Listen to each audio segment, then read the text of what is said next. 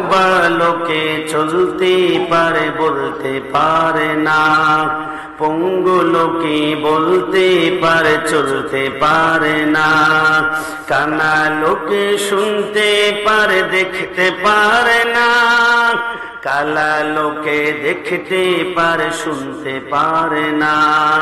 তুমি যদি তাদের চেয়ে একটু ভালো থাকো, তবে কেন শুকরিয়াটা আদায় করো না? তবে কেন শুকরিয়াটা আদায় করো না? চোখ দুটো দিল দেখতে তোমায়, শুনতে দিল কান, জিহ্বা দিল স্বাদ নিতে আর নাকে সুঘ্রাণ। ডান হাত তুলে বলো ঠিক কিনা? এবারে তুমি ভেবে দেখো না, এবারে তুমি ভেবে দেখো না কতটা সুখে আছো, তবে কেন শুকরিয়াটা আদায় করো না? তবে কেন শুকরিয়াটা আদায় করো না? বোবা লোকে চলতে পারে বলতে পারে না, পঙ্গু লোকে বলতে পারে চলতে পারে না, কানা লোকে শুনতে পারে দেখতে পারে না, কালা লোকে দেখতে পারে শুনতে পারে না। তুমি যদি তাদের চেয়ে একটু ভালো থাকো, তবে কেন শুকরিয়াটা আদায় করো না? তবে কেন শুকরিয়াটা আদায় করো না? আল্লাহুম্মা সাল্লি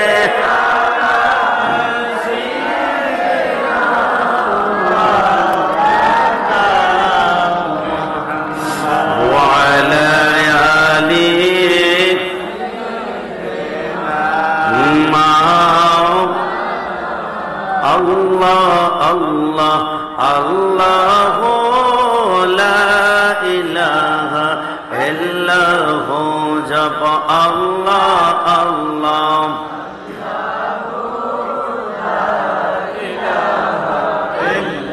গার সুরাত আস্তা চেহারা মোসে জড়তে ফুল নূর का पुतला चाक टुकड़ा हक प्यारा रसूल नबी जी अल्लाह अल्लाह ला इलाहा इल्लल्लाहु जब अल्लाह अल्लाह ला इलाहा। আজকে কি আল্লাহ জিকির করতে আমাদের কষ্ট হচ্ছে? একটু মন থেকে বলুন তো, জিকির হবে একমাত্র কার? আর একটু জবান খুলে বলি কার? সবাই শাহাদাত আঙ্গুলটা উঁচা করে বলি কার? তিনি কোন? আল্লাহ। ওয়ার রহমান ওয়ার রহিম ওয়াল মালিক ওয়াল কুদ্দুস ওয়াস সালাম ওয়াল মুমিন ওয়াল মুহাইমিন ওয়াল আজিজ ওয়াল জব্বার ওয়াল মুতাকাব্বির ওয়াল খালিক ওয়াল বারি ওয়াল মুসাব্বির ওয়াল গফফার ওয়াল কাহ্হার ওয়াল ওয়াহ্হাব ওয়াল রাজ্জাক ওয়াল ফাত্তাহ ওয়াল আলিম ওয়াল কাবিদ ওয়াল খাফিদ ওয়াল রাফি ওয়াল মুইজ ওয়াল মুযিল ওয়াস সামি ওয়াল বাসির ওয়াল হাকাম ওয়াল ওয়াজিদ ওয়াল মাজিদ ওয়াল ওয়াহিদ ওয়াল আহাদ ওয়াস সামাদ ওয়াল কাদির ওয়াল মুক্তাদির ওয়াল মুকদ্দিম ওয়াল মুআখির ওয়াল আউয়াল ওয়াল আখির ওয়াল যাহির ওয়াল বাতিন ওয়াল ওয়ালি ওয়াল মুতাআরি ওয়াত তাওয়াব ওয়াত দারর ওয়াল মুনতাকিম ওয়াল আফওয়ান ওয়া হুয়া মালিকুল মুলক ওয়া হুয়া যুল জালালি ওয়াল ইকরাম ওয়াল মুফসিদ ওয়াল বাসিত ওয়াল গনি ওয়াল মুগনি ওয়াল নাফি ওয়াল নূর ওয়াল হাদি ওয়াল বাদি ওয়াল রাশিদ ওয়াস সাবুর ওয়া হুয়া লা ইলাহা ইল্লাল্লাহ। দুই হাত তুলে একবার বলি আল্লাহু আকবার। আল্লাহ যে রহমান, এই কথার মধ্যে কোনো সন্দেহ আছে? আপনারা দেখবেন বাহুবল, হবিগঞ্জ, শাস্তাগঞ্জে ঘরের পাশে যদি পেঁপে গাছ রোপণ করা হয়, একদিন দুই দিন পানি না দিলে পেঁপে গাছ ডেট হয়ে যাবে, মৃত্যুবরণ করবে। কিন্তু আশ্চর্যের বিষয়, গত বছর প্রোগ্রামে গিয়েছিলাম রাঙ্গামাটি, খাগড়াছড়ি, বান্দরবন, অসংখ্য পাহাড়ের চিপায় চিপায় দেখলাম কলা গাছ দেখা যায়, পেঁপে গাছ দেখা যায়, কাঁঠাল গাছ দেখা যায়, এক ফোঁটা ফোঁটা পানি জীবনে কেউ কোনোদিন দেয় না, কিন্তু পেঁপে ঠিকই ধরতেছে, বিভিন্ন কলা বিভিন্ন গাছের মধ্যে ধরে আছে। আসে থেকে কিরে বাবা, আপনাদের এলাকায় অসংখ্য জায়গায় পাঙ্গাস মাছের চাষ হয়, তেলাপিয়ার চাষ হয়, একদিন দুদিন খাবার না দিলে মাছ ডেট হয়ে যায়, মৃত্যুবরণ করে, কিন্তু ইলিশ মাছের কেজি নাকি 700 টাকা। জীবনে এক দানা পরিমাণ খানা কেউ কোনোদিন দিল না। কোরাল মাছ 900, লাক্ষা মাছ 1300, লইট্টা মাছ 350, এক ফোঁটা খাবার কেউ কোনোদিন দিল না। আশিকুর থেকে আমার আল্লাহ বলে, বান্দা লিখে রাখো, প্রত্যেক দিন ফজর টাইমে যখন মুয়াজ্জিন আজান দেয়, আসসালাতু খায়রুম মিনান নাওম, ওই টাইমে আমার আল্লাহ প্রত্যেকটা বান্দার দরজায় একজন করে ফেরেশতা পাঠায়। ফেরেশতা যা, আমার বান্দা একটু পরে নামাজ পড়ার জন্য দরজা খুলবে, ওযু করার জন্য দরজা খুলবে, মসজিদে যাওয়ার জন্য দরজা খুলবে। ফেরেশতা, আমি রাজ্জাক, তোর হাতের মধ্যে রিজিক দিয়ে দিলাম। বান্দা যখনই দরজাটা খুলবে, বান্দার ঘরে চুম্বকের মতো ঢুকে তার ঘরের মধ্যে ওখানে রিজিকটা ঢেলে দিয়ে তারপর তুই আসমানে চলে আসবি। ফেরেশতা বলে, আল্লাহ, আমি গিয়েছিলাম বক্তারপুরে, অসংখ্য যুবক, মুরব্বী, ছোট্ট বাচ্চা ঘুম থেকে উঠে সকালবেলা দরজা খুলেছে, খোলার সাথে সাথে আমি ঘরে ঢুকে রিজিক গুলা ঢেলে দিয়ে আসমানে আসলাম। কিন্তু আল্লাহ, 6টা বেজে গিয়েছে, অনেকে ঘুম থেকে উঠে না, 7টা বেজে গিয়েছে, ওযু করে না, 9টা বেজে গিয়েছে, দরজা খোলে না, 10টা বেজে গিয়েছে, নামাজের কোনো খবর নাই। আল্লাহ, দরজা যদি না খোলে আমি ঘরে কিভাবে ঢুকবো, রিজিক কিভাবে ঢুকাবো? আমার আল্লাহ বলে, আমি ফজর পর্যন্ত রহমান ছিলাম, রহিম ছিলাম, এতক্ষণ দাঁড়িয়ে থাকলি বান্দার রিজিক নেওয়ার জন্য, এখনো দরজা খুললো না, যা ফেরেশতা তোর ডান হাতের রিজিক গুলা পাহাড়ে নিক্ষেপ করে ফেলে দে। ওইখান থেকে আমার আল্লাহ আম গাছ বানায়, কাঁঠাল গাছ বানায়, জাম গাছ বানায়, পেঁপে গাছ বানায়। আমার আল্লাহ বলে, ফেরেশতা তোর বাম হাতের রিজিক গুলা সাগরে নিক্ষেপ কর। ওইখান থেকে আমার আল্লাহ ইলিশ মাছ উৎপন্ন করে। একটু জাবান খুলে বলে সুবহানাল্লাহ। আমি গত বছর ঘর থেকে বের হয়েছিলাম জুতা কিনবো। আমার স্ত্রী বললেন, অ্যাপেক্সের জুতা কিনবেন, লেদার, চামড়াটা অনেক শক্ত, সহজে ক্ষয় হবে না। 4200 টাকা দিয়ে এক জোড়া জুতা কিনে 1 বছর হাঁটার পরে জুতার তলা ক্ষয় হতে হতে হতে হতে 1 বছর পরে জুতার তলা কিন্তু আর খুঁজে পেলাম না। কিন্তু আল্লাহ কত মেহেরবান, আমাদের পায়ের তালু সামান্য একটা পাতলা চামড়া দিয়ে বানিয়েছে। 20টা বছর হাঁটলাম, 40 বছর হাঁটলাম, 60 বছর হাঁটলাম, 80 বছর হাঁটলাম, 100 বছর হাঁটলাম, পার তালুর দিকে একটু তাকিয়ে দেখুন, যাররা পরিমাণ এখনো ক্ষয় হয় নাই। ফাবি আইয়া আলাই রাব্বিকুমা তুকাযিবান। সারা জিন্দেগি চেষ্টা করলো, আল্লাহর নিয়ামতের শুকরিয়া আদায় করে শেষ করা যাবে না? একটু জবান খুলে বলেন যাবে, সাত আঙ্গুল উঁচা করে বলেন যাবে।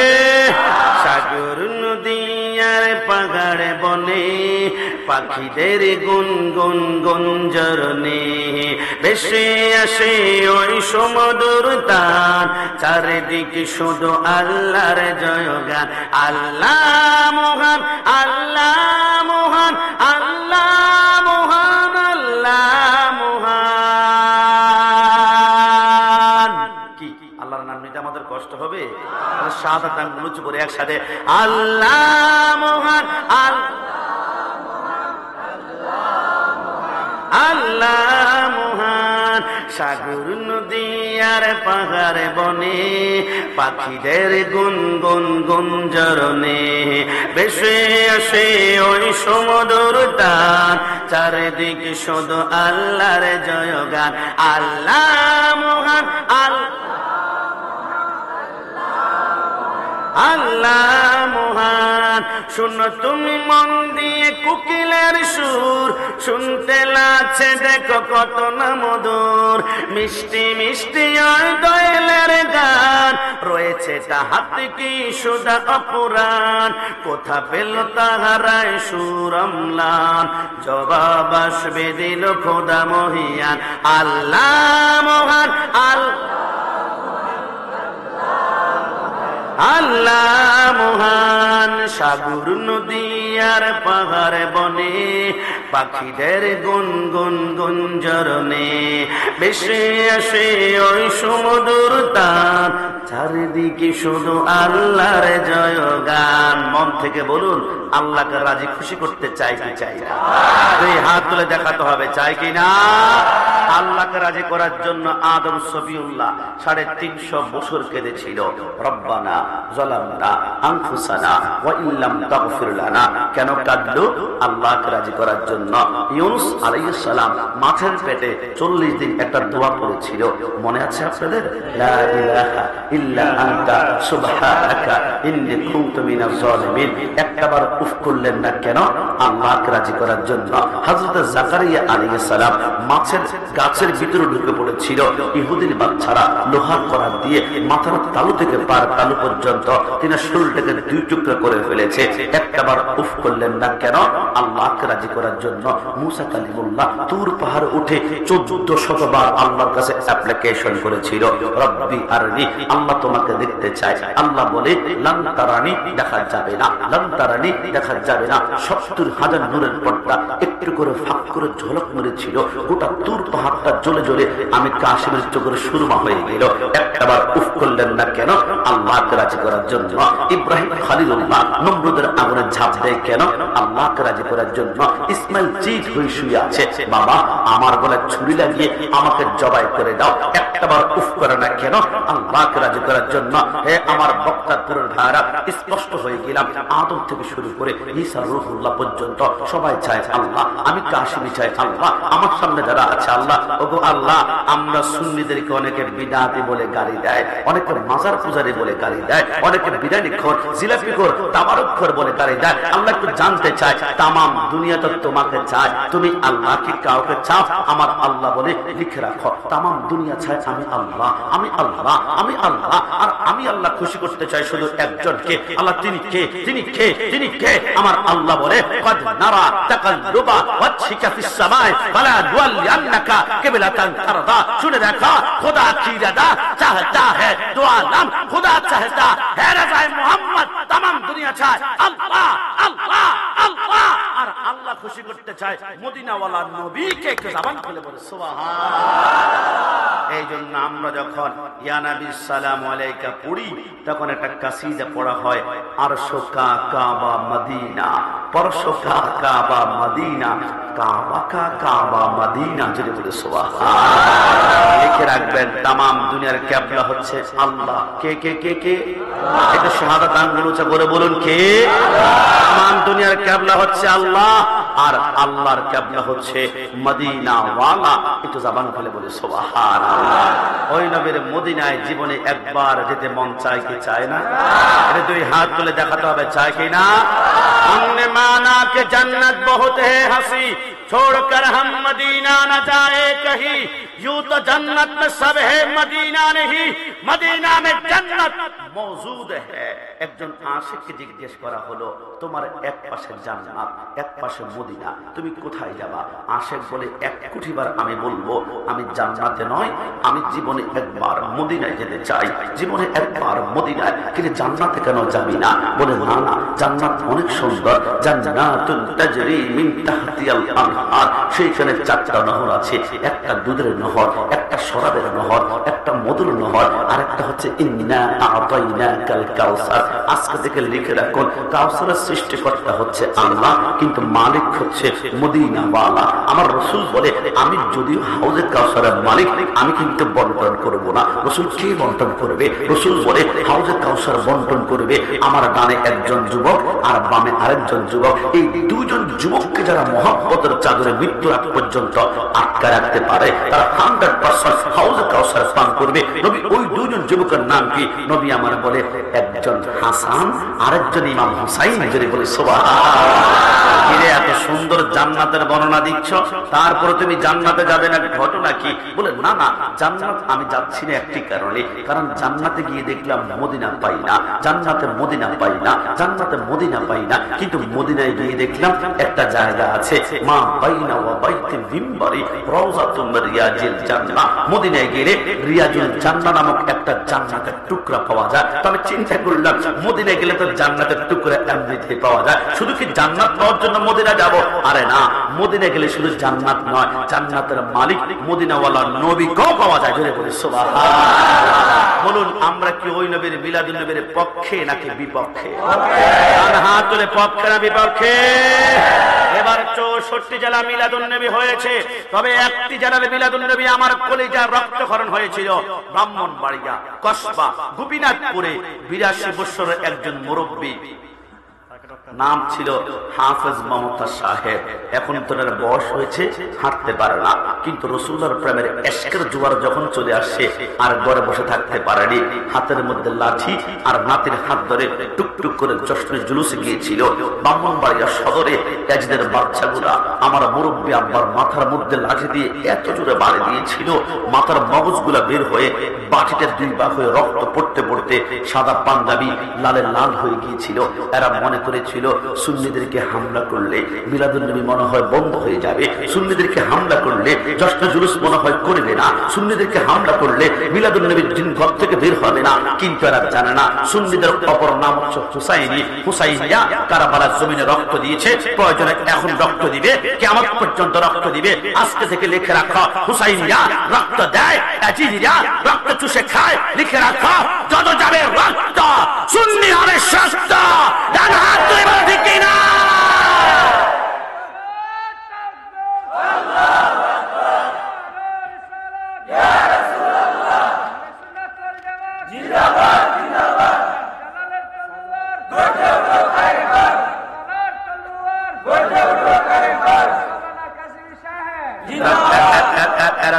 সুন্নিদেরকে এখনো চিনতে পারে নাই, কষ্ট দিবেন না।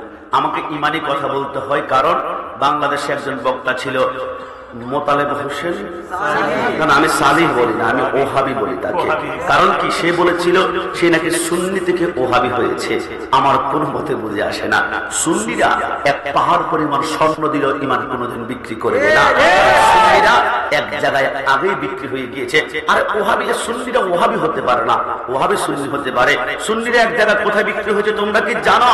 আল্লাহর শপথ, ওহাবিরা বিক্রি হয়েছে সৌদি রিয়ালের কাছে, আহলে হাদিস বিক্রি হয়েছে খ্রিস্টানদের ডলারের কাছে, শিয়ারা বিক্রি হয়েছে ইরানের টাকার কাছে, আর সুন্নিরা বিক্রি হয়েছে মদিনাওয়ালা নবীর কাছে। কথা বলা ঠিক না?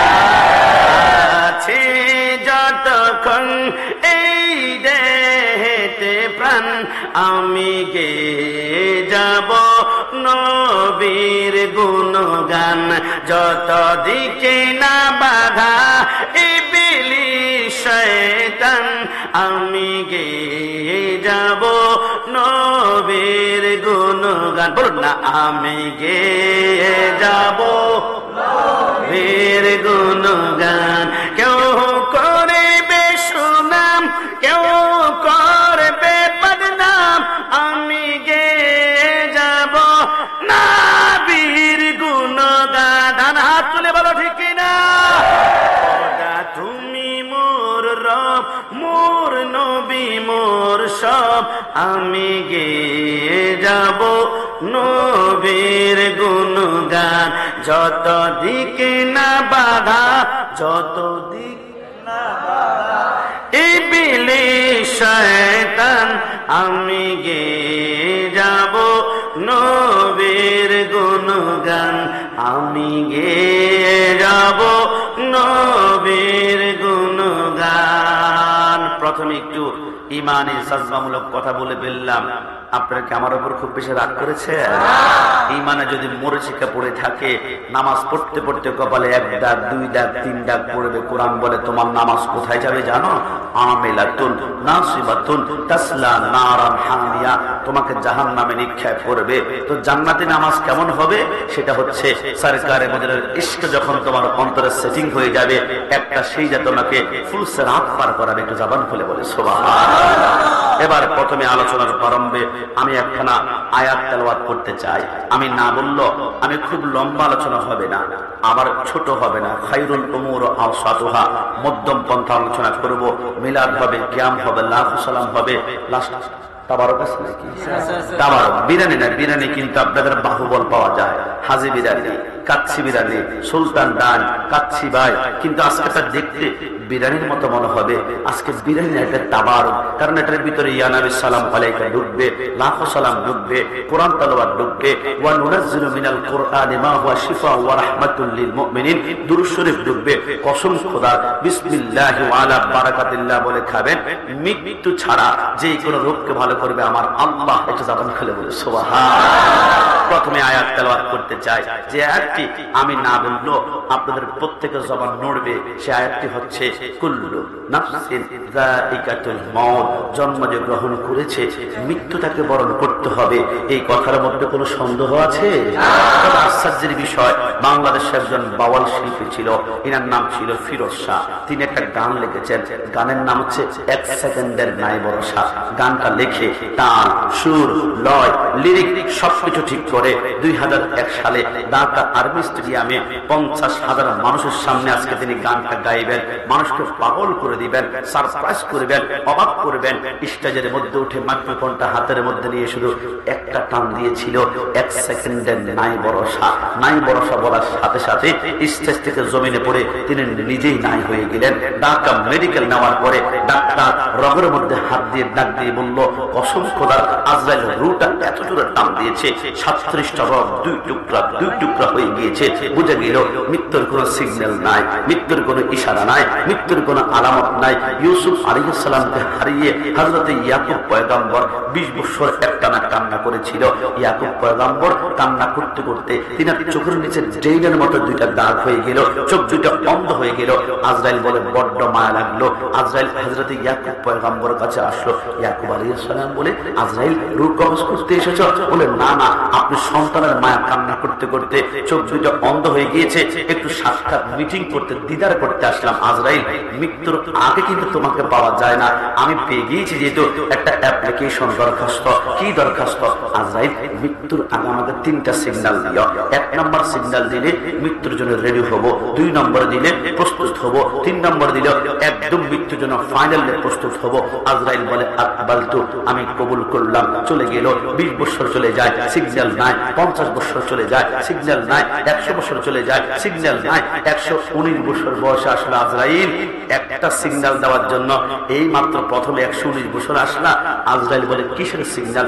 রূহ কবজ করতে এসেছি। কি আজরাইল, তুমি না বলেছ মৃত্যুর আগে 3টা সিগন্যাল দিবা? ফেরেশতা মিথ্যা বলে না, খায় না, ঘুমায় না, নয় কোনো পুরুষ, নয় কোনো মহিলা। আজরাইল বলে, না না, আমি কিন্তু আপনাকে সিগন্যাল দিয়েছি, আপনি হয়তো বা খেয়াল করেন নাই। কিসের সিগন্যাল? 1 নাম্বার সিগন্যাল আপনাকে দিয়েছিলাম, মনে পড়ে?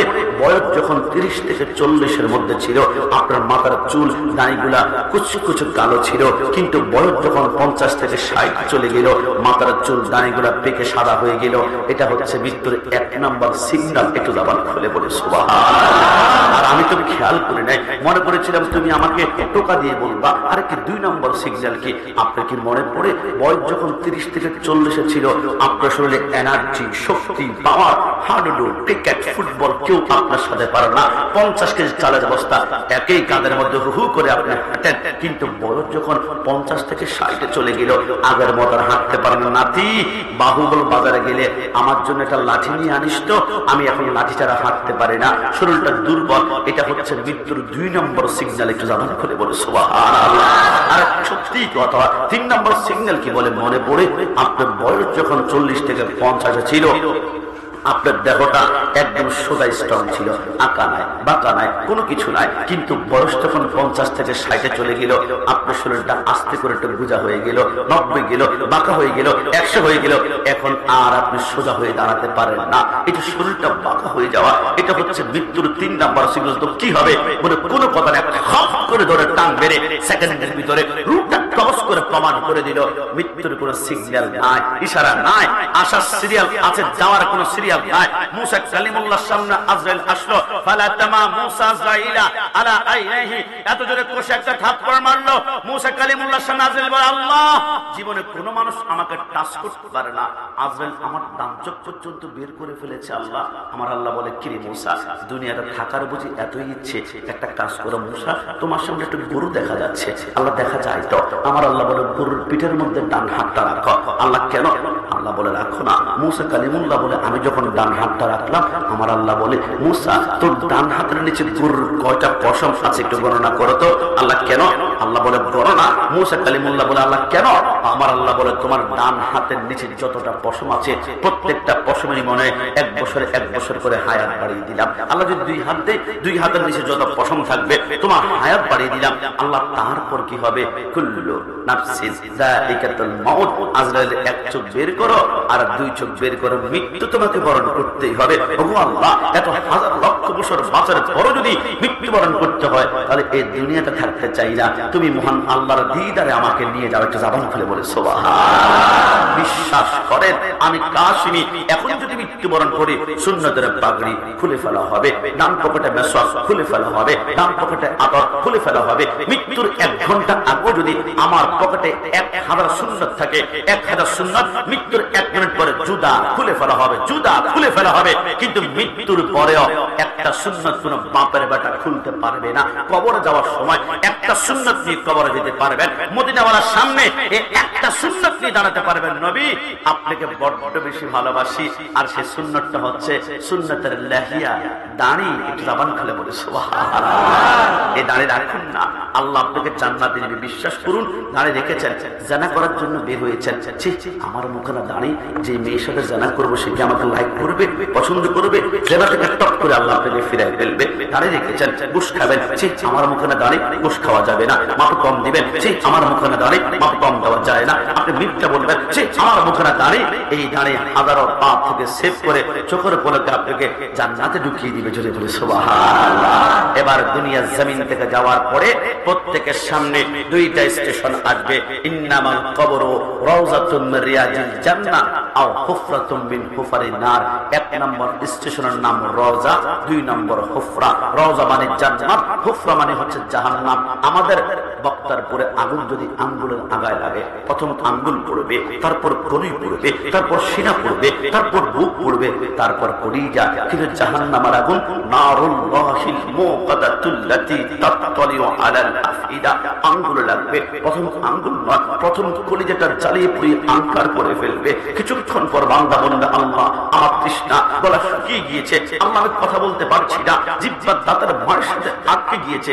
জাহান্নামে কোনো ঠান্ডা পানি পাওয়া যাবে না, ইল্লা হামিমা ওয়া গাসসাকা। সেইখানে গরম গরম পুষ থাকবে।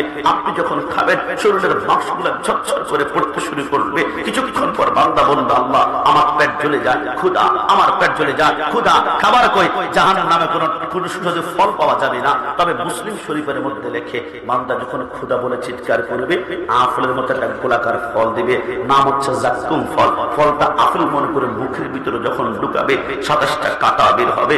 দুনিয়ার কোন উপন্যাস যদি বলি আল্লাহ জবানটা বন্ধ করবে। 63 বছর জিন্দেগিতে একটা মিথ্যা কথা যিনি বলেননি তিনি হচ্ছেন মদিনাওয়ালা নবী। জবান খুলে বলে সুবহানাল্লাহ। আমার নবী বলে, যখন ওই ফলটাকে আপেল মনে করে মুখের ভিতরে ঢুকাবে, সেইখান থেকে 27টা কাঁটা বের হবে।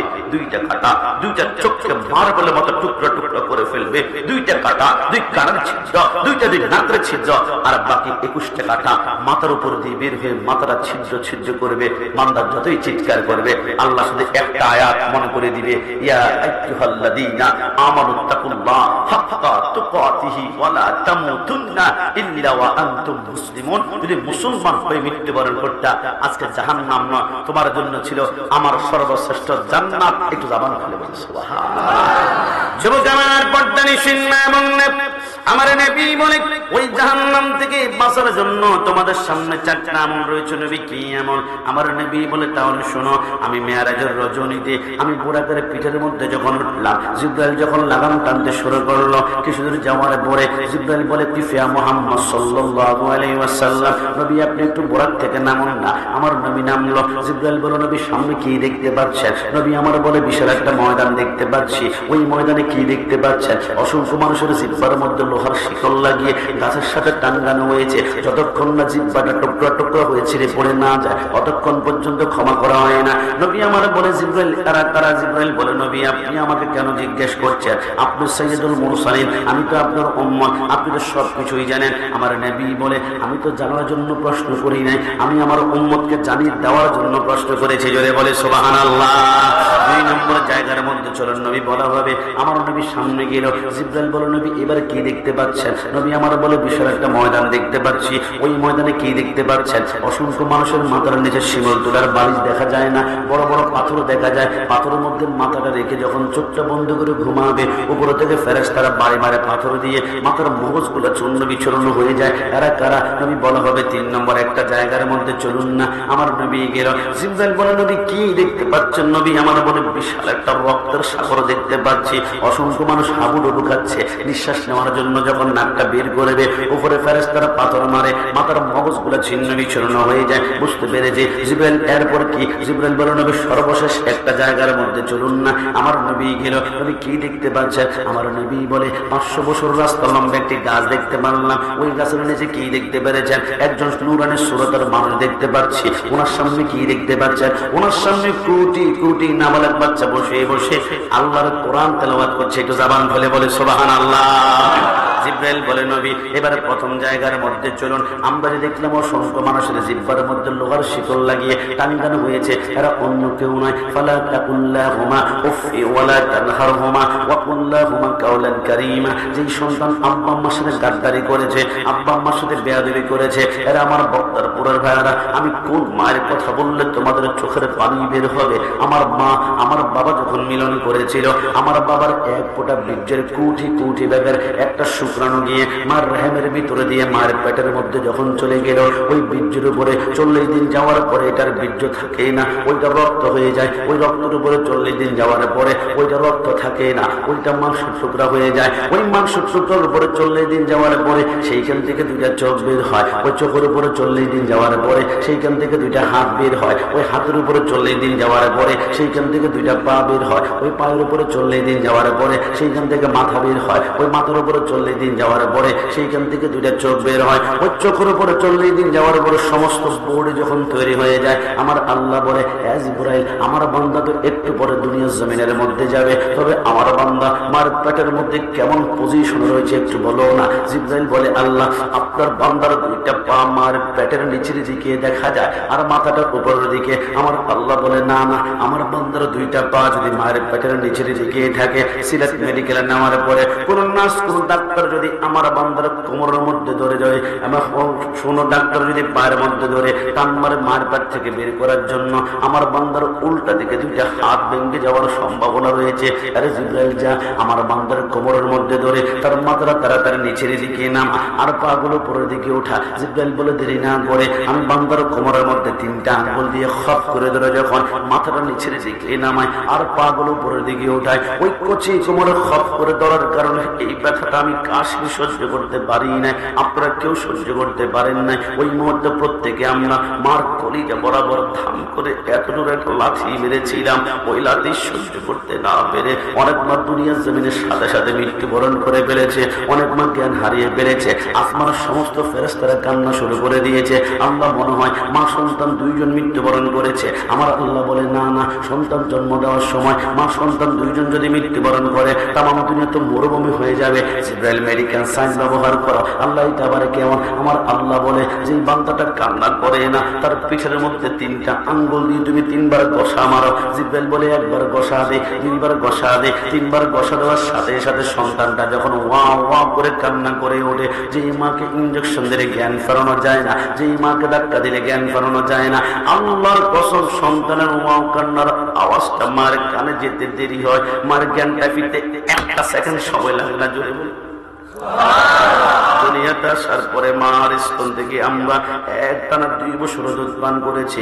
আপনি বলবেন গোলাম রাব্বানী কাশিমি হুজুর এক ফোঁটা করে কতটুকু দুধ পান করেছি? খবরদার, ইংল্যান্ডের অক্সফোর্ড বিশ্ববিদ্যালয়ের 100 জন খ্রিস্টান বৈজ্ঞানিক বলে 2 বছর বাদ মার স্তন থেকে যে তোমরা 1 ফোঁটা দুধ পান করেছ, ওই 1 ফোঁটার দুধকে আমরা 1 বছর গবেষণা করলাম। গবেষণা করার পরে মার 1 ফোঁটা দুধের ভিতরে আল্লাহর এমন একটা কুদরত দেখলাম, দেখার সাথে সাথে আমরা খ্রিস্টান থেকে মুসলমান হয়ে গেলাম। কেন? তারা বলে আল্লাহর সবর। আমরা দেখলাম মার 1 ফোঁটা দুধের ভিতরে আমার আল্লাহ দুনিয়ার 180 রকমের ফলের রস ঢুকিয়ে দিয়েছে। যদি বলি সুবহানাল্লাহ। আরে যুবক, কোন মায়ের কথা বলছি, কসম করে বলি, দুনিয়াতে আসার পরে মার স্তন থেকে আমরা একটানা 2 বছর দুধ পান করেছি। তাফসীরকারগণ বলে ওই 2 বছর দুধগুলা যদি একটা পাল্লায় রেখে তোমরা ওজন দিয়ে দেখো, তোমরা দেখবা 2 বছরে অন্তত পক্ষে মার স্তন থেকে তোমরা 27 মণ দুধ পান করেছে। জোরে জোরে বলি সুবহানাল্লাহ। এবার আমার নবী বলে, জিবরাইল বুঝতে পেরেছে আব্বা আম্মার সাথে গাদ্দারি করার কারণে ফলাফল 2 নম্বর জায়গার মধ্যে গিয়েছিলাম। অসংখ্য মানুষের মাথার নিচে বড় বড় পাথর দেখতে পারলাম। পাথরের মধ্যে মাথা রেখে যখন চোখ বন্ধ করে ঘুমাবে, উপর থেকে ফেরেশতারা বাড়ি মারে, মাথার মগজগুলো বাতের মারের মতো চটকে যায়। আরে জিবরাইল এরা কারা? অন্য কেউ নয়, ও যে ফজরের সময় মসজিদে আযান দিয়েছিল, আসসালাতু খায়রুম মিনান নাওম, ঘুম থেকে নামাজ উঠতাম। বান্দা কোনো মতে মাথার নিচ থেকে শিমল তুলার বালিশ সরায় না, বান্দা ঘুমিয়ে পড়েছে। কিন্তু বান্দা তো জানে না কিয়ামতের ময়দানে প্রথম প্রশ্নই হবে ওয়াল্লাযীনা ইয়াবিতুনা লিরাব্বিহিম সুজদান ওয়া কিয়ামা। বান্দা কেন সিজদা করছ না? সত্যি করে বল। বান্দা বলবে, আল্লাহ আমি এমপি ছিলাম, আমি মন্ত্রী ছিলাম, আমি মেয়র ছিলাম, আমি মেয়র ছিলাম, আমি চেয়ারম্যান ছিলাম, মানুষের বিচার আচার করতে করতে নামাজ পড়তে পারি না, কালবারের কাজ করেছি, রাস্তার কাজ করেছি, মানুষকে শীত কম্বল বিতরণ করেছিলাম। আমার আল্লাহ বলবে আনতা কাযাব, তুমি মিথ্যাবাদী। আল্লাহ কেন? আমার আল্লাহ বলে, ওই যে ডান পাশে তাকিয়ে দেখো, একজন নূরানি সুরতের মানুষ দেখা যায়, চিনতে পারো কিনা? আল্লাহ কে? আমার আল্লাহ বলে, এর নাম হযরত সুলাইমান পয়গম্বর। তুমি তো শুধু বাহবান হবিগঞ্জের এমপি ছিলা। আমার সুলাইমান পৃথিবীর উত্তর থেকে দক্ষিণ, পূর্ব থেকে পশ্চিম গোটা পৃথিবীর বাদশা ছিল। তুমি মানুষের কথা বুঝতা। আমার সুলাইমান পিপিলিকার কথা বোঝে, মাকড়সার কথা বোঝে, তারা পোকার কথা বোঝে, ছাড় পোকার কথা বোঝে, পাখির কথা বোঝে, বাতাসের কথা বোঝে। গোটা পৃথিবীর বাদশা থাকার পরও একটা সেইদার জীবনে কোনোদিন ছাড়ে নাই। তুমি সামান্য ক্ষমতা পেয়ে নামাজ ছেড়ে দিয়েছ। আনতা কাযাব, মিথ্যাবাদী। হাতের মধ্যে 70,000 জাহান্নামের শিকল লাগায় টানতে শুরু করবে। বান্দা কান্না করবে। আল্লাহ বলবে, না 82 জায়গায় বারবার তাকে দিয়েছিলেন, নামাজের কথা পড়স নাই। কিছুক্ষণ পরে আরেকজন বান্দাকে ডাক দিবে, এই বান্দা তুমি কেন নামাজ পড়তে পারো না? আল্লাহ আমার ডেঙ্গু ছিল, আমার ম্যালেরিয়া ছিল, আমার টাইফয়েড ছিল, আমার ক্যান্সার ছিল, আমি বড় বড় অসুস্থ ছিলাম, নামাজ পড়তে পারি না। আমার আল্লাহ বলবে, আনতা কাযাব, তুমি মিথ্যাবাদী। আল্লাহ কেন?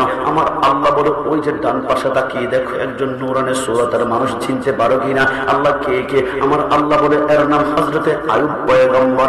18 বছরের কেনায় কামড়িয়েছিল।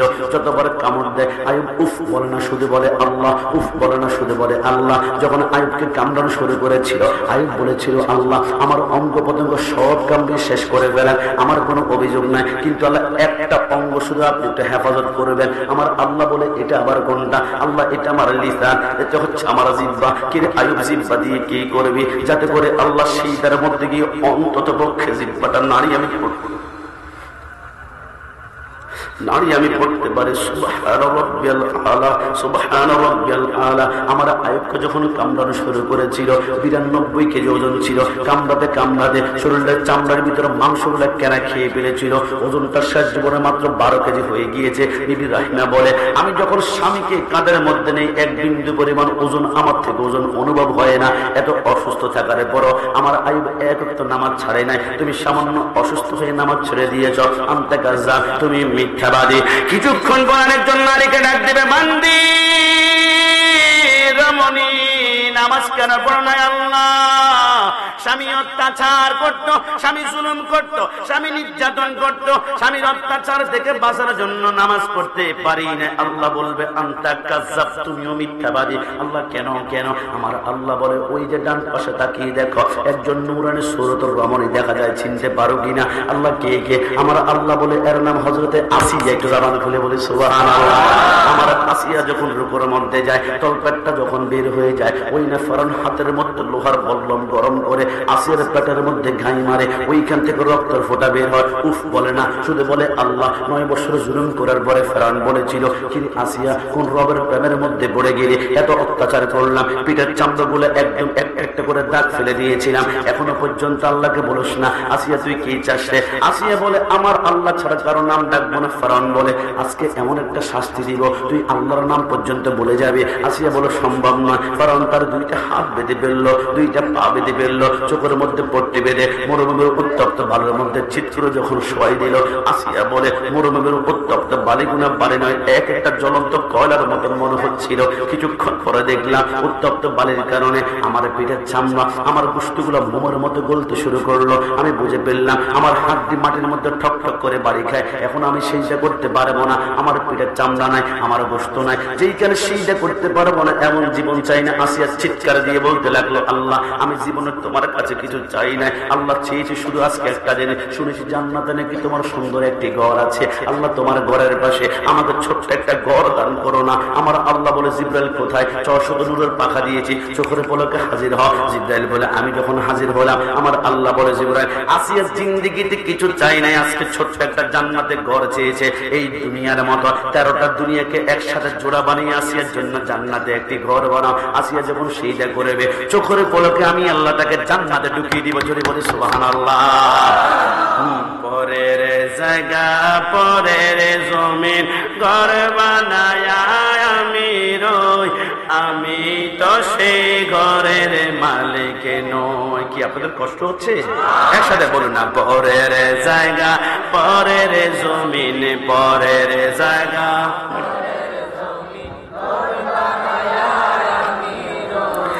আমি তো সে ঘরের মালিক নয়, আমি তো সে ঘরের মালিক। ও সে ঘরে খানাজার জমিদারি,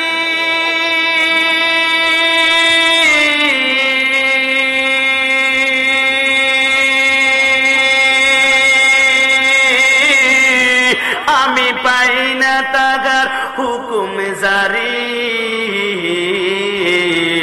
আমি পাই না জমিদারের দেখা, পাই না জমি দেখা, মনের দুঃখ কারে কই, আমি তো সে ঘরের মালিক নই, আমি তো সে ঘরের মালিক নই। শেষবারের মতন, পরের জায়গা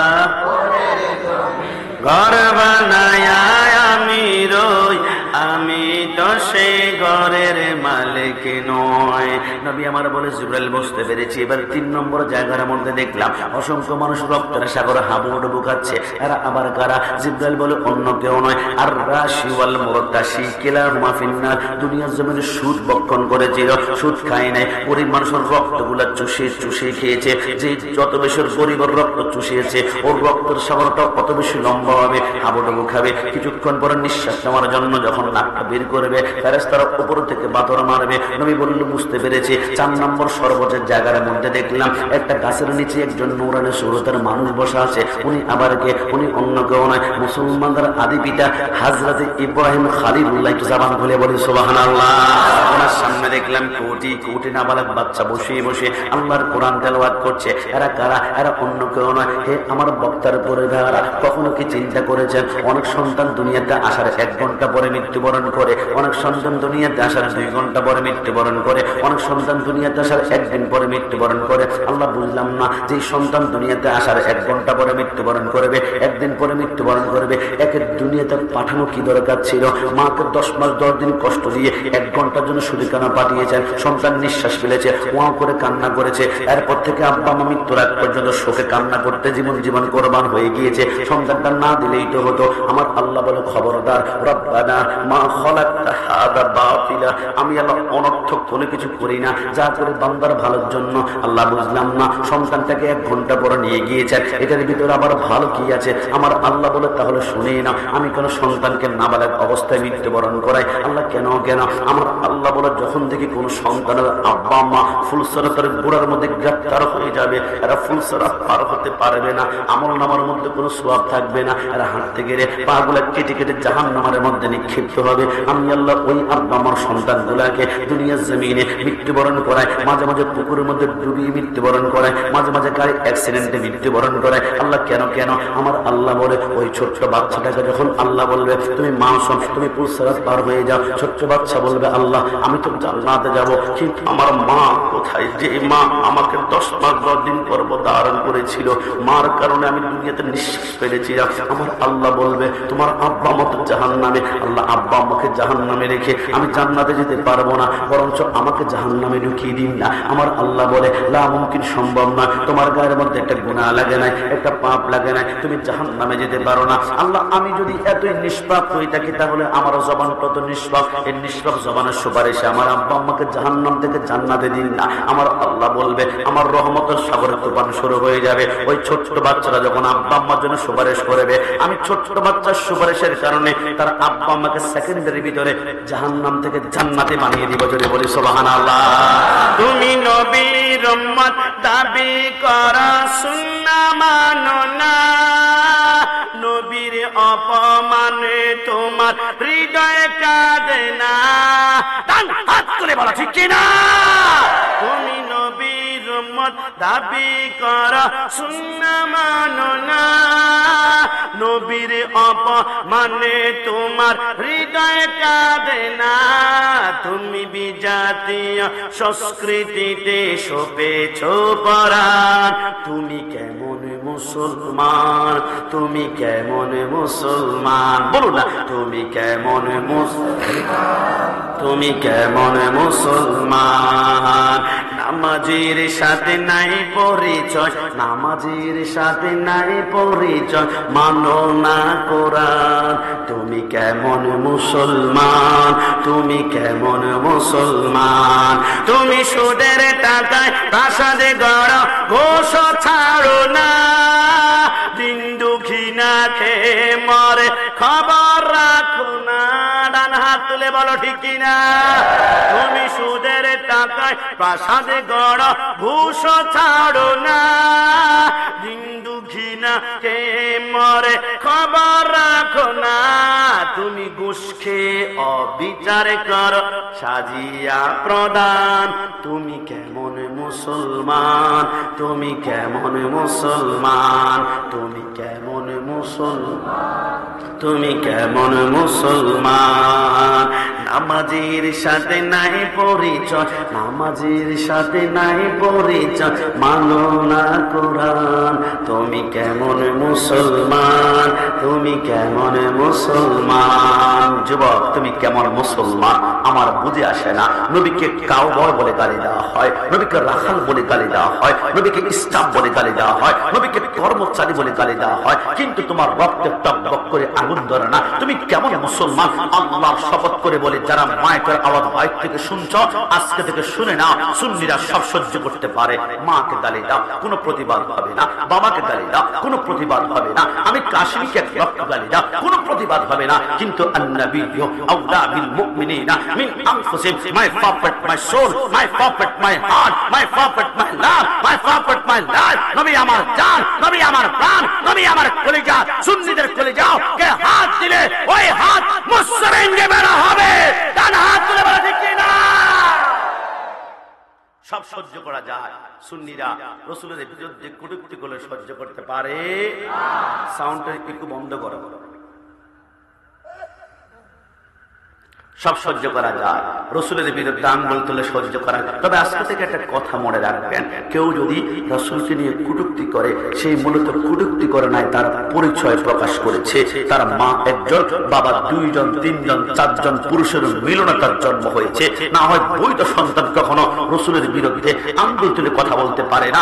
এক আমি কাসেমি অবৈধ বললে তোমার মাথা গরম হয়ে যায়। আমার আল্লাহ বলেছে রতুল্লি মাদা যালিকা জানি, আমার আল্লাহ বলেছে তুমি অবৈধ, তবে শুনে রাখা আমরা সুন্নিরা গরিব হতে পারি, রিকশার ড্রাইভার হতে পারে, ব্যাংক চালক হতে পারে, নাতর হতে পারে, মুচি হতে পারে, কুলি হতে পারে, আমাদের টাকা নাই, আমাদের পয়সা নাই, আমরা গরিব, তবে সুন্নিদের কলিজা ছিঁড়ে দেখা এক সাগর পরিমাণ নবীর প্রেম পাবে, মহব্বত পাবে, ভালোবাসা পাবে। বা সমস্ত বাতিলরা হচ্ছে দুনিয়া প্রেমিক আর সুন্নিরা হচ্ছে নবী প্রেমিক। ডান হাত তুলে বলো ঠিক কি না? সরকারে মদিনা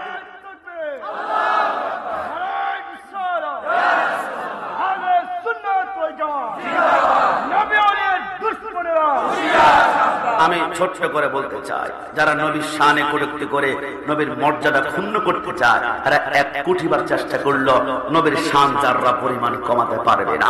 আমার নবী আদম থেকে শুরু করে রাসূলুল্লাহর আব্বা হযরত আব্দুল্লাহ রাদিয়াল্লাহু তাআলা আনহু পর্যন্ত 52 জন পুরুষের মাধ্যমে রাসূল দুনিয়াতে আগমন করেছেন। রাসূলের বংশটা কত পুত পবিত্র আপনি একটু আমার সাথে গুনলে দেখতে পারবেন। হযরত আদমকে বেটে শীষ, শীষকে বেটে ইয়ানাত, ইয়ানাতকে বেটে কেনান, কেনানকে বেটে মেলাল, मेलल के बेटे यारब, यारब के बेटे इद्रिस, इद्रिस के बेटे मुतवश्शिर, मुतवश्शिर के बेटे लमक, लमक के बेटे नूह, नूह के बेटे साम, साम के बेटे जुल्हम, जुल्हम के बेटे शालेह, शालेह के बेटे आबिद, आबिद के बेटे ताता, ताता के बेटे राबा, राबा के बेटे तारुक, तारुक के बेटे नाखुर, नाखुर के बेटे तारिक, तारिक के बेटे इब्राहिम खलीलुल्लाह, इब्राहिम खलीलुल्लाह के बेटे इस्माइल ज़बीउल्लाह, इस्माइल के बेटे कदर, कदर के बेटे अमहम, अमहम के बेटे हमल, हमल के बेटे साबत, साबत के बेटे लैसा, लैसा के बेटे इलियासा, इलियासा के बेटे उद, उद के बेटे अव्वा, अव्वा के बेटे अदनान, अदनान के बेटे मई, मई के बेटे नदर, नदर के बेटे मुदर, मुदर के बेटे इलियास, इलियास के बेटे मुद्रिका, मुद्रिका के बेटे कदीमा, कदीमा के बेटे कदना, कदना के बेटे नदर, नदर के बेटे माली, माली के बेटे फाम, फाम के बेटे गालिब, गालिब के बेटे लुई, लुई के बेटे काम, काम के बेटे मुर्रा,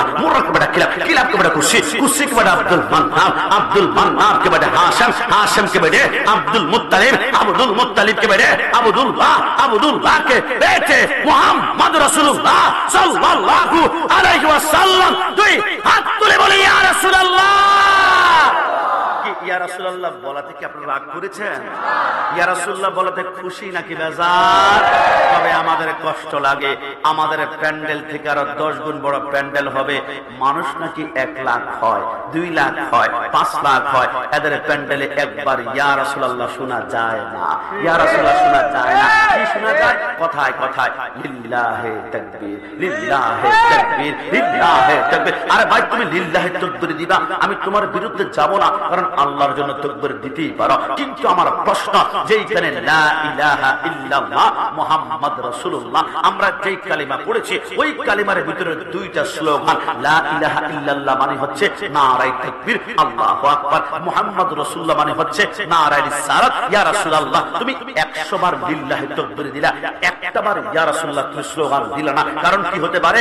আজকে থেকে লিখে রাখা আমার বক্তারপুরের ভাইরা, আল্লাহ খোদার কসম করে বলে দিয়ে যায়, যেই প্যান্ডেলে ইয়া রাসূলুল্লাহ স্লোগান নাই, ওই প্যান্ডেলে আমার নবীও নাই। কথা বলো ঠিক কি না? যেই প্যান্ডেলে ইয়া রাসূলুল্লাহ নাই, ওই প্যান্ডেলে নবী নাই। যেই প্যান্ডেলে নবী নাই, ওই প্যান্ডেলে রাহমাতুল লিল আলামিনের রহমত নাই। যেই প্যান্ডেলে রহমত নাই, ওই প্যান্ডেলে যুবক ওয়াজ শুনবে, মুখে দাড়ি রাখবে, মাথায় পাতুরি লাগাবে, গায়ে পাঞ্জাবি গায়ে দিবে, পরনে পাজামা পড়বে, নামাজও ঠিক মতো পড়বে। নামাজটা শেষ করে হাতের মধ্যে হক স্টেক নিয়ে টঙ্গীর ইজতেমায় 5 জনকে মার্ডার করতে বুক কাঁপবে না। কথা বলো ঠিক কি না? কারণ এদের অন্তর থেকে নবীকে সরাই ফেলা হয়েছে, এদের অন্তর থেকে রহমত সরাই ফেলা হয়েছে। রহমত মানে মায়া, রহমত মানে দয়া, রহমত মানে আবেগ, রহমত মানে ভালোবাসা। নবী যাদের অন্তরে নাই, এরা কথায় কথায় তৌহিদি জনতা স্লোগান দিয়ে বাইতুল মুকাররমে জুতা নিক্ষেপ করতে বুক কাঁপবে না। কথা বলো ঠিক কি না? এদের অন্তরে নবী নাই, ইয়া রাসূলুল্লাহ নাই, এরা কথায় কথায় মাজারা ভাঙবে, আবার মুর্শিদপুরে গিয়ে গরু চুরি করতে বুক কাঁপবে না। কথা বলো ঠিক কি না? কিন্তু আমরা সুন্নিরা পারি না, কারণ আমাদের অন্তরে রাহমাতুল লিল আলামিনের রহমত আছে। যেই অন্তর রহমত থাকবে, ওইখানে যুবকদের পা রক কাটা কখনো থাকতে পারে না। যাদের অন্তরে রহমত আছে, এরা কখনো শাপলা চত্বরে আগুন জ্বালাতে পারে না। যাদের অন্তর রহমত আছে, এরা বাড়িতে গাড়িতে আগুন জ্বালাতে পারে না। আর আমরা আগুন জ্বালাই না একটা কারণে, আমাদের হৃদয়ে এশকে রাসূলের আগুন এমনিতেই দাও দাও করে জ্বলছে। কথা বলো ঠিক কি না? কি আমি সুন্নি বলাতে আমার উপর রাগ করেছেন? কি কষ্ট পেয়েছেন? সুন্নি পরিচয় খুশি নাকি বেজার? হাত তুলে খুশি না বেজার? মুফতি গিয়াসউদ্দিন তাহেরি সাহেব, সাউন্ড একটু সামান্য বাড়াও, একটু দাও, একটু সাউন্ড একটু দাও। মুফতি গিয়াসউদ্দিন তাহেরি, সাউন্ড বক্স বাড়ালে হবে বাস। মুফতি গিয়াসউদ্দিন তাহেরি সাহেব মাঝে মাঝে একটা ডায়লগ বলে, আমি তো বালানা বালা লইয়া থাইকো, তো আমরাও বলি ওহাবি বালানা সুন্নি হইয়া থাইকো। কথা বলে ঠিক কোরআনের কথা বলো, হাদিসের কথা বলো, মাইনা মাইনা চইল ওহাবি বালানা সুন্নি হইয়া থাইকো। না আপনার মনে ভয় পাচ্ছেন? কি কোনো সমস্যা আছে? কি আক্রমণ করার সম্ভাবনা আছে? সুন্নি পরিচয় খুশি হলে আমার সাথে গুনগুন করে বলবেন ওহাবি বালানা সুন্নি হইয়া থাইকো। হঠাৎ করে যদি দেখেন আপনার ডানে বামে অনেকের মুখ কালো হয়ে গিয়েছে, মুখ দিয়ে আর কথা বের হয় না, এখন বুঝতে হবে গন্ডগোলটা ওইখানে গিয়ে ঠেকেছে। কিন্তু গন্ডগোল আঘাত করবো না, আমাদের পরিচয় বুক ফুলিয়ে আমরা বলবো একসাথে কোরআনের কথা বলো, হাদিসের কথা বলো, মাইনা মাইনা চইল ওহাবি থাইকো ওহাবি বালা। নামাজ রোজা ইমান তাজা করিবা সকলে, ওলিয়া লাগাও সুকুতুম ওলিয়া লাগাও সুকুতুম, সবাই নামাজ পড়ে। মন থেকে বলুন 5 ওয়াক্ত নামাজ পড়তে চাই কিনা? দুই হাত আল্লাহকে দেখিয়ে দিন, চাই কিনা? নামাজ রোজা ইমান তাজা করিবা সকলে, ওলিয়া লাগাও সুকুতুম, সবাই নামাজ পড়ে। জান্নাতের চাবি নামাজ। না, সব নামাজি জান্নাতি হবে না। কিছু কিছু নামাজি নামাজ পড়তে পড়তে কপালে দাগ পড়বে, এরা তারপরও জাহান্নামে যাবে। তো জান্নাতি নামাজ কেমন হবে? জান্নাতের চাবি নামাজ, জান্নাতের চাবি নামাজ, নবীর প্রেমে পড়িও ও হাবিবালা। নবীকে মাটি বলে ও হাবি যারা, নুরুন আলা নূর নবী বলেন আল্লাহ তাআলা। ডান হাত তুলে বলো ঠিক কিনা? আমি এই গজল আর এখন বলতে পারবো না। সকালবেলায় টং দোকানে, চায়ের দোকানে অনেক মুরব্বী চা খাবার বলবে গোলাম রাব্বানি কাশিমি ঘন্টাখানে একটু ভালোই আলোচনা করছিল, লাস্ট আবার ওহাবি সুন্নি এইগুলা বলার কি দরকার ছিল? আল্লাহর কসম, ওহাবি শব্দ শুনলেই যাদের মাথার রক্ত গরম হয়ে যায়, আমি নিশ্চিত করে বলে গেলাম এদের ইমানে ক্যান্সার ক্যান্সার ক্যান্সার হয়েছে। কথা বলা ঠিক। আমি এখানে 3 বার বসে আমি বলেছি আমি সুন্নি, আমি সুন্নি, আমি সুন্নি। আমি কি দরজা বন্ধ করে গোপনে গোপনে বলেছি? আমার সামনে মাইক আছে, পারলে তুমি বাহুবল পর্যন্ত 1 লক্ষ মাইক লাগাও, এইখানে বসে 1 লক্ষ বার আমি বলবো আমি সুন্নি, আমি সুন্নি, আমি সুন্নি। কিন্তু আমার মতো আপনাদের বক্তার পরে কোন একজন বাপের বেটা আছে, মাইকের সামনে একবার শুধু বলবে হুজুর আমি ওহাবি, একটু খাস করে দোয়া করে থুতু মারতে মারতে সুরমা নদীর মধ্যে নিক্ষেপ করবে। কারণ ওহাবি পরিচয় দেওয়া যায় না, এটা গোস্তাখ রসুলের পরিচয়, এটা দুশ্মন রসুলের পরিচয়, এটা রসুলের বিরোধী পরিচয়। কিন্তু আমরা ভয় পাই না কেন? আমরা তো জানি 73 দলের একটা দল হবে জান্নাতি, লা শাক্কা ওয়ালা রাইবা আন্নাহুম আহলুস সুন্নাতি ওয়াল জামাত। ওই দলের নাম হচ্ছে আহলুস সুন্নাতি ওয়াল জামাত। তো সুন্নিরা যেটা জান্নাতি, জান্নাতি পরিচয় দিতে আমাদের ভয় লাগে না, আমাদের ডর লাগে না। তোমরা কি মনে নাই শহীদ নুরুল ইসলাম ফারুকের গরডকে তিনাকে তোমরা জবাই করে দিয়েছ? সুন্নিরা প্রমাণ করেছে, সুন্নিরা জীবন দিবে, ঈমান কখনো বিক্রি করবে না। ডান হাত তুলে বলো ঠিক কি না?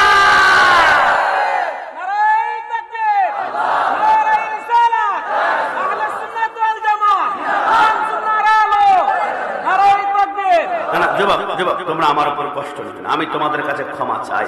আমি জানি আজকের বাহির থেকে অনেক যুবক শুনতে পাচ্ছ, অনেকে কিন্তু মাহফিলে আসে নাই।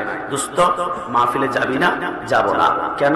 এটা বিদাতীদের মাহফিল, এটা মাজার পূজারীদের মাহফিল, এটা বিরিয়ানি খোরদের মাহফিল, এটা জিলাপি খোরদের মাহফিল। অনেকে আসে নাই। যদি নাও আসো যুবক, তুমি বাহির থেকে শুনতে পাচ্ছ, আমি জানি সিক্রেট গোপন জায়গা থেকে রেকর্ডিং করছো, শুনো। আল্লাহর কসম করে বলে দিয়ে যায় লিল্লাহি তাকবীর হুসাইনি স্লোগান হতে পারে না, হুসাইনি স্লোগান হতে পারে না। লিল্লাহি তাকবীর স্লোগানের উৎপত্তি কোথায় থেকে? কসম খোদার, তোমার হৃদয়কে পাথরের মতো শক্ত করে ফেলতেছে, তুমি কল্পনা করতে পারতেছো না। লিল্লাহি তাকবীর কোত্থেকে আসছে জানেন? বিশ্ববিখ্যাত কিতাব তারিখে খোলাফার মধ্যে লেখে আল্লাহর হাবিবের নাতি ইমাম হুসাইন কারবালার জমিনে যুদ্ধ করতে করতে করতে হঠাৎ করে হুসাইন তলোয়ার থামিয়ে ফেলল।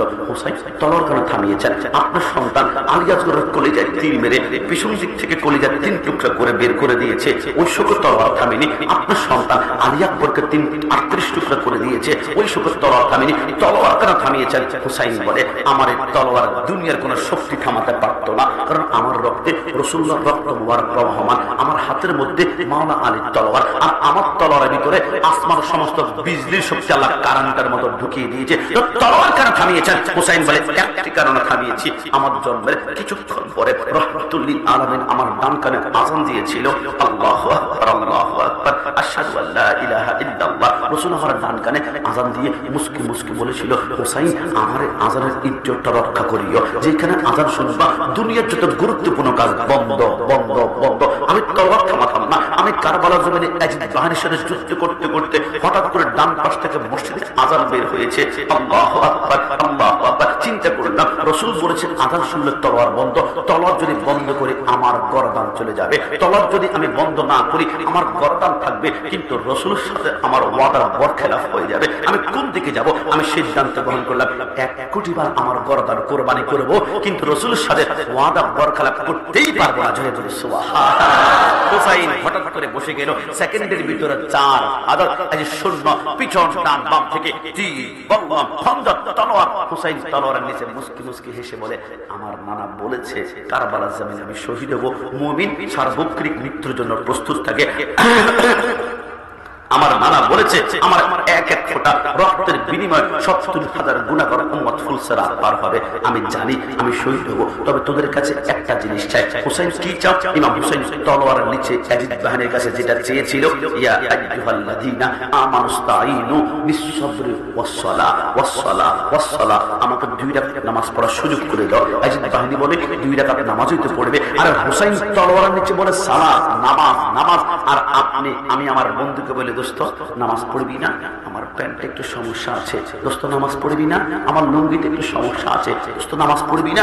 গতকালকে রাতে গোসল করতে পারি না। দোস্ত নামাজ পড়বি না? আমার খেলাটা একটু বাকি আছে। হুসাইন তলোয়ারের নিচে বলে নামাজ, আর আমার সময় পড়ে আছে নামাজ পড়ছি না। হুসাইনি বলে নামাজ কখনো ছাড়া যাবে না, নামাজ ছাড়া যাবে না। ইয়াজিদ বাহিনী বলে 2 রাকাত নামাজই তো পড়বে। ডানে বামে গায়ে ফিরালে 4,000 সৈন্য মারে ঝাঁঝরা করে ফেলবো। হুসাইনকে পারমিশন দেওয়া হলো। কসম খোদার, দুনিয়ার কোনো উপন্যাস গল্প বানিয়ে বলল আল্লাহ জিফার বন্ধ করবে। হুসাইন প্রথম রাকাতে 2টা সিজদা কমপ্লিট করেছে, দ্বিতীয় রাকাতে একটা সিজদা দিয়ে সর্বশেষ সিজদার দিকে যখন যাচ্ছিল, ইয়াজিদ বাহিনী বলে, কিরে হুসাইন তলোয়ার যেভাবে ঘুরাচ্ছে আসমানের বিজলি তো এমনভাবে চমকায় না। হুসাইন যদি বাকি একটা সিজদা দিয়ে শেষবারের মতো তলোয়ার নিয়ে চাচ করে একবার দাঁড়িয়ে পড়ে, তাহলে একটা ইয়াজিদ বাহিনীকে রাখবে না, কুচি কুচি করে ফেলবে। একটা কাজ করো, হুসাইন বাকি সিজদা দেওয়ার আগে আমরা তীর মারতে শুরু করো। ইতিমধ্যে 147টা তীর পশমের গোড়ায় গোড়ায় ঢুকিয়ে দিল। 147টা বন্ধ আমার ঘাই মেরে ওটা শরীরটাকে ঝাঁঝি করে ফেললো। আর তলোয়ার দিয়ে এমন ভাবে কুপিয়েছে বস্তুগুলা হাড়ের সাথে কিমার মতো আটকে আছে। হুসাইন চিজ হয়ে পড়ে গেল অনেক কষ্টে। ডানে রক্ত, বামে রক্ত, সামনে পিছনে নিচে সম্পূর্ণ রক্ত। হুসাইন চিজ হয়ে পড়ে অনেক কষ্টে। 2টা হাত একসাথ করে বলেছিল, আল্লাহ আমি তো দুনিয়ার মস্তক চাই নাই, সিংহাসন চাই নাই, মাত্র 2 রাকাতে 4টা সিজদা চেয়েছিলাম। আল্লাহ 3টা সিজদা হয়েছে, আল্লাহ একটা সিজদা বাকি আছে। আল্লাহ শুধু চাই আমাকে একটু শক্তি দেন, আমি বসবো, বাকি একটা সিজদা করে আমি কবর জিন্দেগি গমন করব। আমার আল্লাহ বলে না, মুমকিন, সম্ভব না। আল্লাহ দিন না। আল্লাহ বলে না, আল্লাহ দিন না। আমার আল্লাহ বলে না, আল্লাহ দিবেন না কেন? আমার আল্লাহ বলে, হুসাইন বাকি একটা সিজদা কারবালায় নয়, বাকি একটা সিজদা দিবা। কুল্লু মান আলাইহা ফান ওয়া ইয়াবকা ওয়াজহু রাব্বিকা যুল জালালি ওয়াল ইকরাম। বাকি একটা সিজদা দিবা কিয়ামতের ময়দানে ডাইরেক্ট আমি আল্লাহর কুদরতি কদমে ওয়াদা করলাম, ওই একটা সিজদার বিনিময়ে তুমি হাসান, হুসাইন, আলী, ফাতিমাকে যারা মহব্বত করবে, ওই একটা সিজদার বিনিময়ে প্রত্যেককে আমি আল্লাহ চোখের পলকে ফুলসেরাত পার করাবো। জোরে বলে সুবহানাল্লাহ। হুসাইন ঠিক হয়ে পড়ে গেল। সীমা বুকের মধ্যে এসে ইমাম হোসেনের মাথাটা আলাদা করলো। যুবক, বিশ্বাস করো, তোমার ঈমান কিভাবে হরণ করা হচ্ছে তুমি দেখো। মাথাটা আলাদা করে সীমার হোসেনের মাথার বাবু চুলের মধ্যে ধরে উপরের দিকে আলাপ করলো। রক্তের ফোঁটা পড়ছে। ইয়াজিদ বাহিনী আয় সুলতানে কারবালা শেষ। ইয়াজিদ বাহিনী আয় সুলতানে কারবালা খতম। ইমাম হোসেনের মাথাটা দেখে ইয়াজিদ বাহিনী উল্লাস করছে। কারবালার জমিনে একজন মাত্র বেঁচে ছিল, ইমাম জয়নুল আবেদিন। তিনি অসুস্থ, বিছানা থেকে পিঠ উঠাতে পারছেন না। তিনি চিন্তা করলেন, আমি যদি পিঠ উঠাতে পারতাম আমার বাবার আগে কারবালার জমিনে আমি শহীদ হতাম। ইমাম জয়নুল আবেদিন বলে, কিরে কারবালার জমিনে উল্লাস করে কারা, আনন্দ করে কারা? আহলে বাইতের 72 জনের লাশ পড়ে আছে, রক্ত পড়ে আছে, যাদেরকে নামাজের সালাম না দিলে নামাজ পর্যন্ত হয় না, যারা জান্নাতের যুবকদের সাজা, এদেরকে খুন করে মার্ডার করে শহীদ করে কারা উল্লাস করে? ইমাম জয়নুল আবেদিন বলে, আমি চিন্তা করলাম কারবালার জমিনে কোনো হিন্দু তো নাই, বৌদ্ধ নাই, খ্রিস্টান নাই, বিধর্মী নাই, সবার মুখে তো দাড়ি, মাথায় টুপি, গায়ে পাঞ্জাবি, তারা সবাই তো মুসলমান। তারা কোন টাইপের মুসলমান, কোন প্রকারের মুসলমান আমি দেখতে চাই। ইমাম জয়নুল আবেদিন বলে, আমি মাটির মধ্যে গড়াগড়ি দিতে দিতে দিতে দিতে আমি তাঁবুর সামনে আসলাম। তাঁবুটা আলোক করে দেখলাম আমার বাবার মাথা শিমুর হাতের মধ্যে রক্তের ফোঁটাগুলা পড়ছে, আর ইয়াজিদ বাহিনী উল্লাস করছে, ডান হাত তুলে তকবীর দিচ্ছে, লিল্লাহে তাকবীর, লিল্লাহে তাকবীর, লিল্লাহে তাকবীর। আমি ঘন্টার পর ঘন্টা অপেক্ষা করলাম, একটাবার তারা ইয়া রাসূলুল্লাহ বলে কিনা, ইয়া রাসূলুল্লাহ বলে কিনা, ইয়া রাসূলুল্লাহ বলে কিনা। খোদার কসম ঘন্টার পর ঘন্টা চলে যায়, লিল্লাহে তাকবীর বলতে ছিল, ইয়া রাসূলুল্লাহ একটাবার তারা বলেনি। ইমাম জয়নুল আবেদিন বলেন, ওই দিন থেকে স্লোগান হয়ে গেল দুই প্রকার, একটা হচ্ছে হুসাইনি, একটা হচ্ছে ইয়াজিদি। হুসাইনি স্লোগান হচ্ছে নারায়ে তাকবীর, আল্লাহু আকবার, নারায়ে রিসালাত, ইয়া রাসূলুল্লাহ। আর ইয়াজিদি স্লোগান হচ্ছে লিল্লাহে তাকবীর, লিল্লাহে তাকবীর। তারা চায় যুবকদের অন্তর থেকে নবীর নাম মুছে ফেলবে, যুবকদের অন্তর থেকে নবীকে আলাদা করে ফেলবে, যুবকদের অন্তর থেকে ইয়া নবী সালাম আলাইকুম সরাই ফেলবে। কিন্তু বক্তার পরে সুন্নি সংগঠন ভাইরা যতক্ষণ থাকবে, একজন হুসাইন যতক্ষণ বেঁচে থাকবে, ইয়া রাসূলুল্লাহ স্লোগান কোন বাপের বেটা বন্ধ করতে পারবে না। ডান হাত ধরে বলে ঠিক না? এটা হচ্ছে ঈমানের স্লোগান। যুবক, তোমার কাছে আমি ক্ষমা চাই। আপনারা কি চান আপনাদের এলাকায় বাংলা ভাই শায়েখ আব্দুর রহমান জঙ্গি হোক? আপনারা কখনো চাইবেন না। আরে শায়েখ আব্দুর রহমানের দাড়ি কি যত লম্বা ছিল, একজনের দাড়ি কি এত লম্বা এখানে পাওয়া যাবে? পাওয়া যাবে না। বিশ্বাস করেন, শায়েখ আব্দুর রহমানের মুখে দাড়ি ছিল, গায়ে পাঞ্জাবি ছিল, পরনে পায়জামা ছিল, মাথায় টুপি ছিল। বাংলা ভাই এত বড় জ্ঞানের অধিকারী ছিল, 64 জেলায় একসাথে বোমা হামলা করা মানি আপনি কত জ্ঞানের নলেজের অধিকারী। কিন্তু এরা সব ছিল, এদের ভিতরে একটা ডিভাইস ছিল না, একটা সফটওয়্যার ছিল না, ওইটার নাম হচ্ছে আদবে মুস্তাফা। লাকাদ কানা লাকুম ফি রাসূলিল্লাহি উসওয়াতুন হাসানা। আল্লাহর কসম, রাসূলের ইশক যদি থাকতো, মুহাব্বত যদি থাকতো, মিলাদুন নবী থাকতো, এরা কখনো জঙ্গি হতে পারে? আপনি কি আমার উপর রাগ করেছেন? কি আমার উপর কষ্ট পেয়েছেন? টোকা মারবো, টোকা মাঝে মাঝে। কি জানেন, সুন্নিদের প্যান্ডেল ছোট, সুন্নিদের প্যান্ডেলে মানুষ কম, সুন্নিদের প্যান্ডেলে ক্যামেরা কম, ওদের প্যান্ডেলে লক্ষ লক্ষ মানুষ। খবরদার, বড় প্যান্ডেল যদি হকের দলিল হতো তো কারবালার জমিনে ইয়াজিদ বাহিনীর প্যান্ডেল ছিল 22,000 আর হুসাইনি প্যান্ডেল ছিল 72 জন। তুমি যদি বলো ইয়াজিদ বাহিনীর প্যান্ডেল 22,000, ঢুকে দেখি জান্নাত, কসম খোদা নারুল্লাহিল মুকাদা, ঢুকে দেখবা জাহান্নাম। আর প্যান্ডেল ছোট হতে পারে, মানুষ কম হতে পারে, ক্যামেরা কম হতে পারে, তবে যেই প্যান্ডেলে ইয়া নবী সালাম আলাইকা থাকবে, মিলাদুন নবী থাকবে, নবীর প্রাণ থাকবে, কসম খোদার, হাসান, হুসাইন, আলী, ফাতেমা, সুহাদায়ে কারবালা থাকবে। ওইটা ছোট্ট প্যান্ডেল হতে পারে, মৃত্যুর পরে দেখবে 13 দিনের মতো জান্নাত অপেক্ষা করছে। জোরে বলে সুবহানাল্লাহ। আমি কিছুদিন পূর্বে প্রোগ্রামে গিয়েছিলাম, পদ্মা সেতু পার হওয়ার পরে আপনার রাজবাড়িতে একজন ভ্যান চালক হঠাৎ করে দৌড় দিয়ে আসলো, জাপটাই দিল। আমি বললাম, এনি প্রবলেম, কোনো সমস্যা? আমাকে বললো, না হুজুর, মোবাইলে আপনাকে মাঝে মাঝে দেখি। আমি বললাম, নগণ্য মানুষ কিছু বলবা? বলে, হুজুর কষ্ট নিবেন না। হুজুর বুঝলাম না, লেবু কেটে চোখের মধ্যে টিপ মারি কিন্তু চোখ থেকে চোখের পানি বের হয়, আমরা বুঝলাম না। কিন্তু ইয়া নবী সালাম আলাইকা বললে জীবনে কোনোদিন চোখের পানি আটকা রাখতে পারি না। হুজুর কি টিভাইস ভিতরে সেট করে দিয়েছে? আমি বললাম, কিছু বলবা? বলে, হুজুর কোন জায়গার মধ্যে গেলে কোনটা যে হক বাতিল চিনতে পারি না, তবে আমার মন চায় সুন্নি হকপন্থী একজন আলেমের পিছনে আমি নামাজ পড়ি। এখন আমার এলেম নাই, ইনি যে হক বাতিল আমি কিভাবে চিনব? হুজুর একটা সূত্র আমাকে শিখাই দেন না। চেহারার দিকে তাকিয়ে 1 মিনিটে চিনা যাবে এটা হক এটা বাতিল, এমন কোন সূত্র আছে? আমি বললাম, 1 মিনিট তো অনেক লম্বা সময়, 30 সেকেন্ডের ভিতরে চেহারার দিকে এক নজর তাকালে বুঝতে পারবা এটা হক এটা বাতিল। হুজুর কি বলেন 30 সেকেন্ডে? আমি বললাম, যাও আরো 20 সেকেন্ড কমালাম, 10 সেকেন্ডে এক নজর শুধু তাকাবা আর বলতে পারবা এটা হক এটা বাতিল। কেমনে? আমি বললাম, কসম খোদার, যার হৃদয়ে আকীদা হবে রাসূল নূর, তার চেহারা কালো হলো, চেহারায় নূর চমকাবে, নূর চমকাবে, নূর চমকাবে। আর যার হৃদয়ে আকীদা মাটি, তার চেহারা সুন্দর হতে পারে, চেহারা গাদ্দার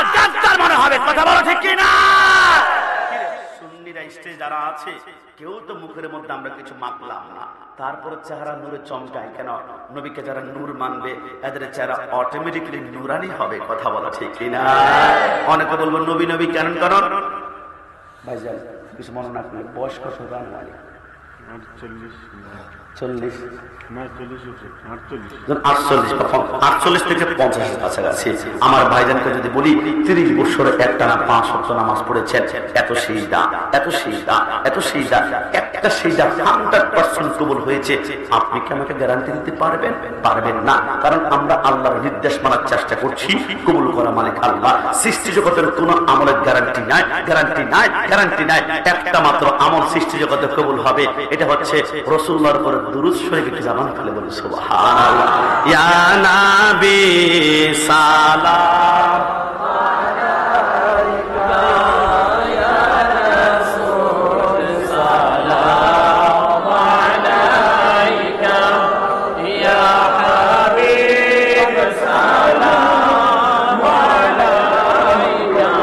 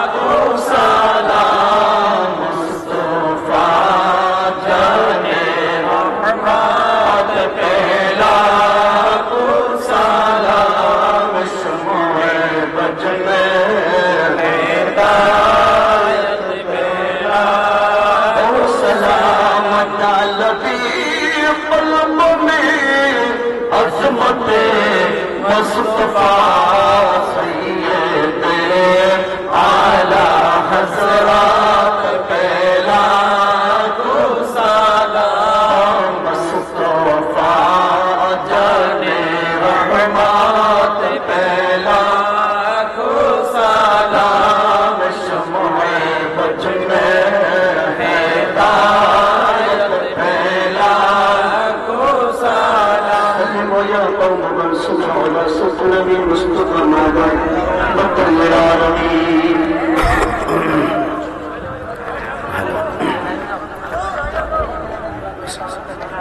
সবাই সাউন্ডটা বাড়াও একটু, সাউন্ডের ইকো এফেক্ট সব বন্ধ করে সাউন্ডটা বাড়াই দেবে ভাইয়া।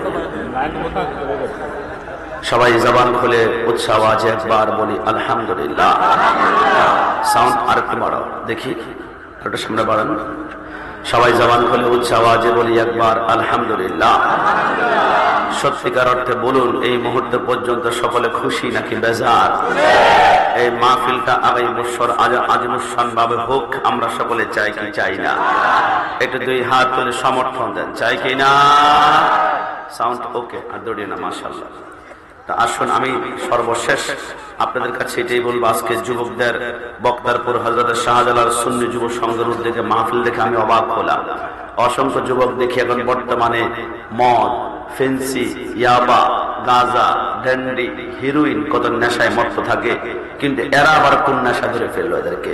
এরা বলে কাকা 1,000 টাকা মাহফিলের জন্য দেন না, 2,000 টাকা দেন না।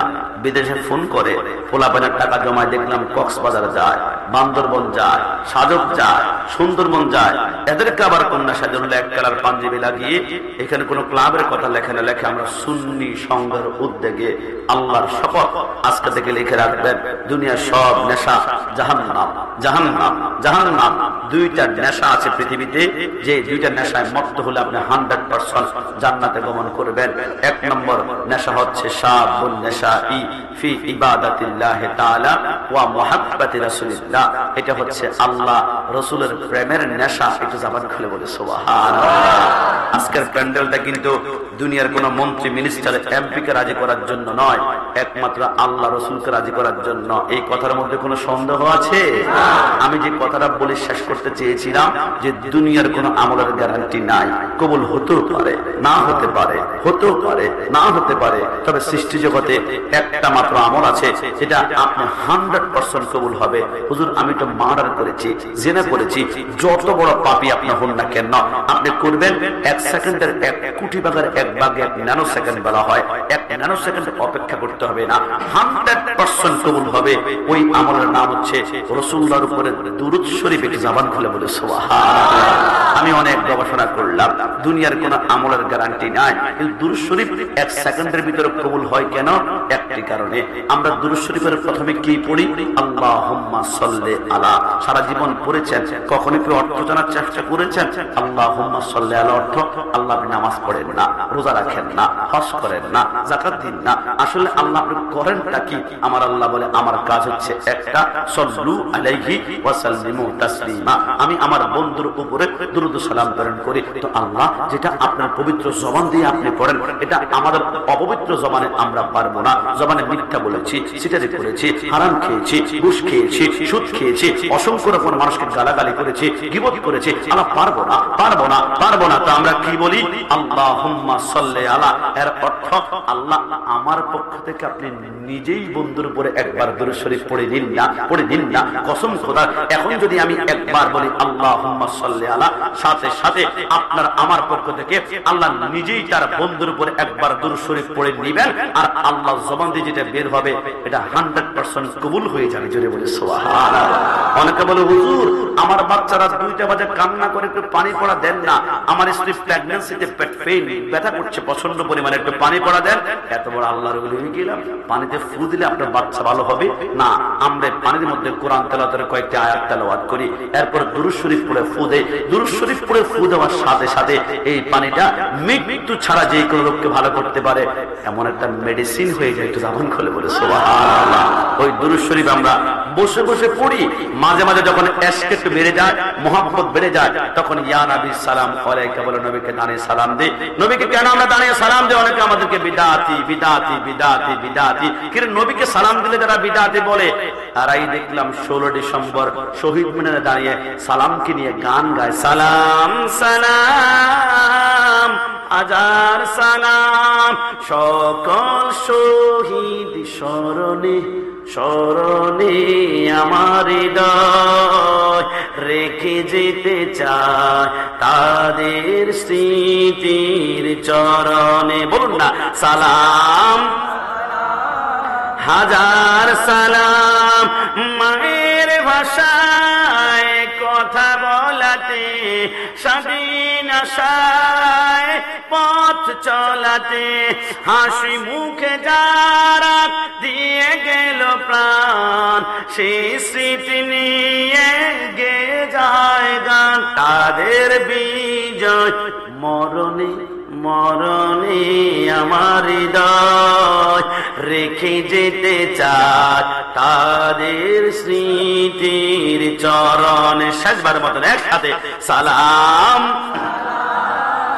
হাজার সালাম। শহীদদের বিরুদ্ধে সালাম দেওয়া যাবে না এমন ফতুয়া সুন্নিরা জীবনে দেয় নাই, দিব না।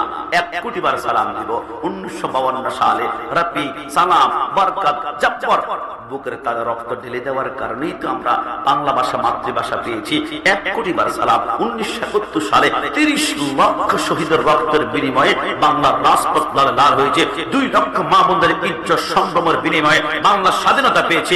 1 লক্ষ বার সালাম। কিন্তু আমাদের প্রশ্ন, লাউলা কালামা খলাকাতুল আফলাক, নবী না আসলে রফিক হতো না, সালাম হতো না, জব্বর হতো না, বরকত হতো না, 1952 হতো না, 71 হতো না। পৃথিবীর মানচিত্রে বাংলাদেশ নামক একটা কান্ট্রি দেশ আছে, ওই মানচিত্র খুঁজে পেতাম না। শহীদদেরকে সালাম দেওয়া ভালো কথা, কিন্তু নবীকে সালাম দেওয়ার ব্যাপারে বিদআতি বিদআতি বিদআতি বুঝা গেল। তোমরা শহীদদেরকে সালাম দাও সম্মানের কারণে নয়, মামলার ডরে, মামলার ভয়ে, রাজনৈতিক খেলার ধাক্কার কারণে, ক্ষমতার জন্য। আমরা সুন্নিরা দুনিয়ার ক্ষমতা চাই না, আমরা চাই মদিনাওয়ালার মুহাব্বতের গোলামি। কথা বলা ঠিক কিনা? আরে ভাই বিশ্বাস করো, আমরা যদি গোলামি করি, গোলামি যে আসলে কারা করে আমি 2 মিনিট আপনাকে বোঝাচ্ছি। আমাকে বলছে বর্তমান প্রেক্ষাপট নিয়ে কথা বলার জন্য। প্রেক্ষাপটের উপর টাচ না করলে আমার আলোচনা পরিপূর্ণ হবে না। একজন বক্তা বাংলাদেশের 1 সপ্তাহ পুরো একটা বক্তব্য দিয়েছিল। তিনি স্টেজের মধ্যে উঠে, মাহফিলের নাম ছিল তাফসীরুল কোরআন মাহফিল। তিনার বক্তব্য ছিল স্টেজে বসে একদল খাইছে আর একদল খাওয়ার জন্য রেডি হয়ে আছে। সমস্ত ফেসবুক তোলপাড় হয়ে গিয়েছে। বিএনপির ভাইরা প্রচন্ড রাগ করেছে। দল মেনশন না করলো, টার্গেট কিন্তু ওই দিক ছিল বিদায়। বিএনপির ভাইরা যখন কষ্ট পেয়েছিল, টপ করে এসে আমার যখন দেখলো বিএনপির ভাইরা বিগড়ে যাচ্ছে, ওই বক্তাই কিন্তু 2 দিন পর আবার একটা স্ট্যাটাস দিয়েছে, মা ছেলের আবেগঘন মুহূর্ত থেকে আমার দিলটা নরম হয়ে গিয়েছে। মানে বিএনপির ভাইদের রাগ ভাঙানোর চেষ্টা করছে, কষ্ট কমানোর চেষ্টা করছে। খারাপ কিছু না, ভালো কথা। মানুষ রাগ করবে, রাগ ভাঙবে, ইসলাম বলো রাইট, তুমি হয়তো আছো। কিন্তু আমার প্রশ্ন, বিএনপির ভাইরা রাগ করেছে, রাগ ভাঙানোর জন্য পাল্টা তুমি একটা পোস্ট দিলা, একটা স্ট্যাটাস দিলা, সেইখানে তুমি ক্ষমা চাওয়ার মতো একটা দৃশ্য অবলোকন করলা। কিন্তু ওই বক্তাই আমার নবীকে কাওবয় রাখাল বলেছিল, নবীকে স্টাফ, নবীকে কর্মচারী বলেছিল, কিন্তু পাল্টা একটা সরি, একটা দুঃখ প্রকাশ করতে দেখলাম না। আরে অবাক হয়ে গেলাম। ওই বক্তা তুমি কি তওবা আমার কাছে করবা? তুবু ইলাল্লাহি তাওবাতুন নাসুহা, তওবা করবে আল্লাহর কুদরতি কদমের কাছে। আমি অবাক হলাম, রাজনৈতিক ময়দানে টিকে থাকার জন্য, ক্ষমতা পাওয়ার জন্য, মাসলাত পাওয়ার জন্য তুমি মাথা নত করতে পারলা। মদিনাওয়ালার সাথে গাদ্দারি করে একবার সরি দুঃখ প্রকাশ করলে না। বুঝা গেল এরা ক্ষমতা চায়। আল্লাহর কসম, এদের হাতে ক্ষমতা আসলে মদিনার সনদে ইসলাম বাস্তবায়ন বাংলাদেশ হবে না। এরা বাংলাদেশকে জঙ্গির আস্তানা বানিয়ে ছাড়বে। কার হাত ধরে বলো ঠিক কিনা? খবরদার, এরা নীল নদের পানি যেমন নীল নয়। তারা ইসলামিক নাম দল দিতে পারে, কিন্তু এদের ভিতরে ইসলাম লালন করতে পারে। আমি কি বলবো আপনাদেরকে, আমার বুঝে আসে না। তারা 1 বছর আগেও সুদখোরের বিরুদ্ধে বক্তব্য ছিল চমৎকার, এখন সুদের বিরুদ্ধে কোনো বক্তব্য তাদের পাওয়া যায় না। ব্যাপারটা নারীর বিরুদ্ধে হুঙ্কার দিত, এখন ব্যাপারটা নারীর বিরুদ্ধে তো বলেই না, বরং বলে আল্লাহর নামে ইন্ডিয়ান কোন নায়িকার চেহারার দিকে নাকি তাকালে সোয়াব আর সোয়াব, সোয়াব আর সোয়াব হয়। নাউজুবিল্লাহ বলে, নাউজুবিল্লাহ। বিশ্বাস করুন, এরা আমি মনে করি তাদের মাহফিলগুলোর নাম তাফসীরুল কোরআন না দিয়ে তাফসীরুল ইলেকশন অথবা তাফসীরুল নির্বাচন দিলে ভালো হতো। কথা বলতে ঠিক না? এইজন্য আমি গতকালকে একজন বক্তার নাম কিন্তু উল্লেখ করে নাই। আজকে থেকে একটা কথা মনে রাখবেন, বক্তার নাম উল্লেখ করে যখন কথা বলবে, তখন ওই বক্তার নাম উল্লেখ করার কারণে এটা গীবত হবে। কিন্তু বক্তার নাম উল্লেখ না করে কোরআন সুন্নাহ বিরোধী কোনো বক্তব্য অপব্যাখ্যাকে যদি দেয়, এটাকে উল্লেখ করে ব্যাখ্যা দেওয়াটা গীবত নয়, এটা হচ্ছে প্রতিবাদ। এই প্রতিবাদ যদি আমি কাশমি না করি, কিয়ামতের ময়দানে আগুনের কেচে দেন আমার জিহ্বা কাটা হবে। আর গতকালকে দেখবেন এক বক্তা বলে, ছি, তার বক্তব্য শুনে আমি লজ্জিত, আমার মানে বিশ্বাস হচ্ছে তাকে সামনে যদি আমি পেতাম তার জিহ্বাটা ছিঁড়ে ফেলতাম। বক্তা বক্তব্য বলছে রাসূল পাক নাকি যাত্রাবাড়ি মওলার টাঙ্কির পাশে দাঁড়িয়ে প্রস্রাব করছে। জোরে বলি নাউজুবিল্লাহ। আরে কেমন কথা, আমি তোমার কথায় লজ্জিত, তোমার কথা আমি হতাশ হয়েছি। কেমন মুহাদ্দিস তুমি, কেমন তুমি আলেম, কেমন স্পিকার। তবে আজকে থেকে শুনে রাখুন, সুইপারের নাকে যেমন কোন গান সহ্য হয় না, বেঈমানের সামনে রাসূলের শান কোনদিন সহ্য হয় না। কথা বলা ঠিক কিনা? আজকে থেকে মনে রাখবেন। আমার অবাক লাগলো, তুমি রাসূলের শানে, আমি গোলাম রাব্বানির শানে কথা বললা, তোমার মাথা সেন্স গরম হয়ে যেত। এই বক্তব্যটা যদি আপনার দলের আমিরের বিরুদ্ধে আপনি বক্তব্য দিতেন, আমার দলের আমির যাত্রাবাড়ি মওলার টাঙ্কির পাশে দাঁড়িয়ে প্রস্রাব করছে, আপনার দলের মানুষ জোড়া দিয়ে পিটাতে পিটাতে আপনাকে মেরে ফেলতো। কিন্তু আমার নবীর বিরুদ্ধে কথা বলেছেন, লা তাজআলু দুআ আর রাসূলি বাইনাকুম কাদওয়াই বা'দুকুম বা'দা। আমার আল্লাহ বলেছে, খবরদার নবীর বিরুদ্ধে একজন একজনকে যেমন ডাকো এমন সাধারণভাবে ডাকবা না। আমার নবী বেমিসাল, নবীর কোনো মিসাল হয় না। নবীর সাথে তোমরা কথা বলতে হলে তোমাদের জবান সামলাতে হবে, শব্দ চয়ন হবে খুব লিমিটের ভিতর হতে হবে। আর হাদিসটা যেটাই হোক, হাদিসের ব্যাখ্যা আমি করতে পারবো, কিন্তু শব্দ চয়ন এমনটা মেনে নেওয়া যায় না। যদিও হাদিসটা এমন ছিল, আসাফুল কুতুব বাদা কিতাবিল্লাহি তাআলা as-সহিহুল বুখারী, আল্লাহর কোরআনের পর বিশ্ববিখ্যাত যদি কিতাব যদি আসমান জমিনের মধ্যখানে থাকে, ওইটার নাম বুখারী শরীফ। বুখারী শরীফে 5400 হাদিস রয়েছে, তারপর আর ছাড়া ওইখানের ভিতরে ইমাম বুখারী বলে, একটি হাদিস লেখার জন্য আমি প্রথমে গোসল করতাম, তারপরে নামাজ পড়তাম, তারপর নামাজের মুসল্লা বিছিয়ে হাতের মধ্যে কলম কাগজ নিয়ে চোখ বন্ধ করে ঘন্টার পর ঘন্টা ইমাম বুখারী লিখবেন না। ইমাম বুখারী বলে, যতক্ষণ না মদিনাওয়ালা নবী আমার সামনে না আসবে, রাসূল যখন এসে বলবে ইমাম বুখারী যে হাদিস লেখার জন্য বসে যাও, ততক্ষণ পর্যন্ত আমি কলমের একটা বুখারীতে লাগাই না। একটু জবান খুলে বলি সুবহানাল্লাহ। বুখারী শরীফের মধ্যে আসে, রাসূল একদিন আবু হযরত হুযায়ফা রাদিয়াল্লাহু তাআলা আনহু থেকে বর্ণিত, তিনি বলেন, আমি রাসূলকে নিয়ে হাঁটছিলাম, হঠাৎ করে রাসূল একটা মওলার স্তূপের পাশে দাঁড়ালেন। রাসূল ওইখানে দাঁড়িয়ে প্রস্রাব করলেন। প্রস্রাব কেন করেছিলেন? কারণ রাসূল চিন্তা করলেন, যদি বসে করে মওলার স্তূপ তো বসে করলে প্রস্রাবের শেষ ছিটকাগুলা মুবারকের ছিটকা রাসূলের গায়ের মধ্যে আসতে পারে। রাসূল দাঁড়িয়ে প্রস্রাব করেছেন যাতে করে প্রস্রাবের ছিটকাটা না আসে। আসলে মূলত হাদিসটা কেন তৈরি করা হয়েছে? কারণ পৃথিবীর জমিনে অসংখ্য মানুষ অসুস্থ হবেন। রাসূল আমার জানেন যে হয়তোবা 2025 সালে বক্তারপুরে হবিগঞ্জে বাহুবলে অসংখ্য মানুষ আসবে, গাড়ি অ্যাক্সিডেন্ট করবে, এরা পাগুলা ভেঙে যাবে, ভাঙলে ওরা বসে বসে প্রস্রাব করতে পারবে না, এরা দাঁড়িয়ে প্রস্রাব করতে হবে। তো দাঁড়িয়ে প্রস্রাব করতে হলে ইসলামের একটা দলিল অতপক্ষে লাগতে হবে। তোর কোত্থেকে বেশ করবে? আমার সরকারে মদিনা বলে, আমি দাঁড়িয়ে একবার প্রস্রাব করেছি। এটা কেন? এটা কারণ সঙ্গত কারণে। এই জন্য একবার দাঁড়িয়ে প্রস্রাব করার কারণে অসুস্থ মানুষ যারা বুঝতে পারে না, যারা পায়ের মধ্যে কেস লাগিয়ে, যারা হাঁটতে গেলে পায়ের মধ্যে ব্যথা পায়, এদের জন্য দাঁড়িয়ে প্রস্রাব করা ইসলাম জায়েজ করে দিয়েছে। জবান খুলে বলি সুবহানাল্লাহ। তুমি শব্দটা হাদিসটা এইভাবে উল্লেখ করতে পারতে, ফাবালা কাইমান ফাতানাহাইতু, সরকারে মদিনা আবর্জনার পাশে দাঁড়িয়ে প্রস্রাব মোবারক করেছেন, কিন্তু তুমি অপব্যাখ্যা করে বলেছিল যাত্রাবাড়ির টাঙ্কির পাশে নবী নাকি দাঁড়িয়ে প্রস্রাব করছে। বলে নাউজুবিল্লাহ। এরকম কথা আমরা মুসলমানরা মেনে নিতে পারবো না? জবান খুলে পারবে? এই যে বক্তব্যটা দিলাম না, এখন আশেপাশে অনেকে বলবে কোরআনে সুন্নায় হুজুরদের ভিতরে এত দলাদলি কেন? ওয়াহাবি, সুন্নি, খারেজি, লামাজাবি কেন? আজকে থেকে মনে রাখবেন, আপনাদের এলাকায় যদি কোনো গোলাপ ফুল থাকে, গোলাপ ফুলের সামনে গিয়ে দেখবেন গোলাপ ফুল গাছে যদি কোনো মৌমাছি ঢুকে বসে, মৌমাছি যখন গোলাপ ফুল থেকে রস সংগ্রহ করে মুখের ভিতরে নেয়, সাথে সাথে এটা মধু হয়ে যায়। ঠিক সেম গোলাপ ফুলের ভিতরে 1 ঘন্টা পরে যদি কোনো ভ্রমরা আসে, ভ্রমর এসে ওই গোলাপ ফুলের রসটা মুখের ভিতরে নেয়, ওইটা আর মধু হয় না, এটা সাথে সাথে বিষ হয়ে যায়। রস কিন্তু একটা, একজনের মুখে যাওয়ার কারণে হয়েছে মধু, আর একজনের মুখে যাওয়ার পর হয়েছে বিষ। কসম খোদা, সুন্নিরা যখন কোরআনটা মুখে নিবে, সুন্নিদের কোরআন থেকে মধু বের হবে। কদে জাআকুম মিনাল্লাহি নূর, রাসূলকে নূর বলবে। আর বাতিলদের মুখের ভিতরে যখন কোরআন যাবে, এরা কোরআনকে অপব্যাখ্যা করে করে যুবকদেরকে জাহান্নামে নিয়ে যাবে। কারণ এরা চায় এই দুনিয়ার জমিনে ইসলাম বাস্তবায়ন নয়। এদের তাফসীর কোরআন মাহফিল নাম দিয়েছে, এদের নাম দেওয়া দরকার ছিল তাফসীরে ইলেকশন বা নির্বাচন। কথা বলা ঠিক না? এইজন্য আমরা ক্ষমা চাই। রাসূলের বিরুদ্ধে কথা বলা বন্ধ করো।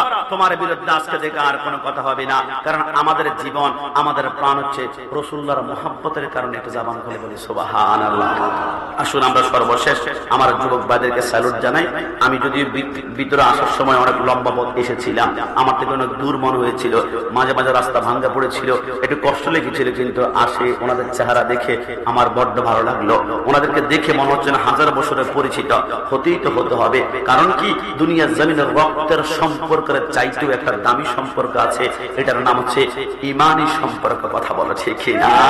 আমার স্ত্রীর সাথে আমি বসা আছি, চট করে আমার স্ত্রী যদি রাসূলের বিরুদ্ধে আঙ্গুল তুলে কথা বলে, 1 সেকেন্ডের ভিতরে 1 তালাক, 2 তালাক, 3 তালাক। আমার হবিগঞ্জে কোন মুসি যদি দাঁড়িয়ে নবীকে ইয়া নবী সালাম আলাইকা বলে সালাম দেয়, 1 সেকেন্ডের ভিতরে বুকের ভিতরে ঝাঁপিয়ে ধরবো।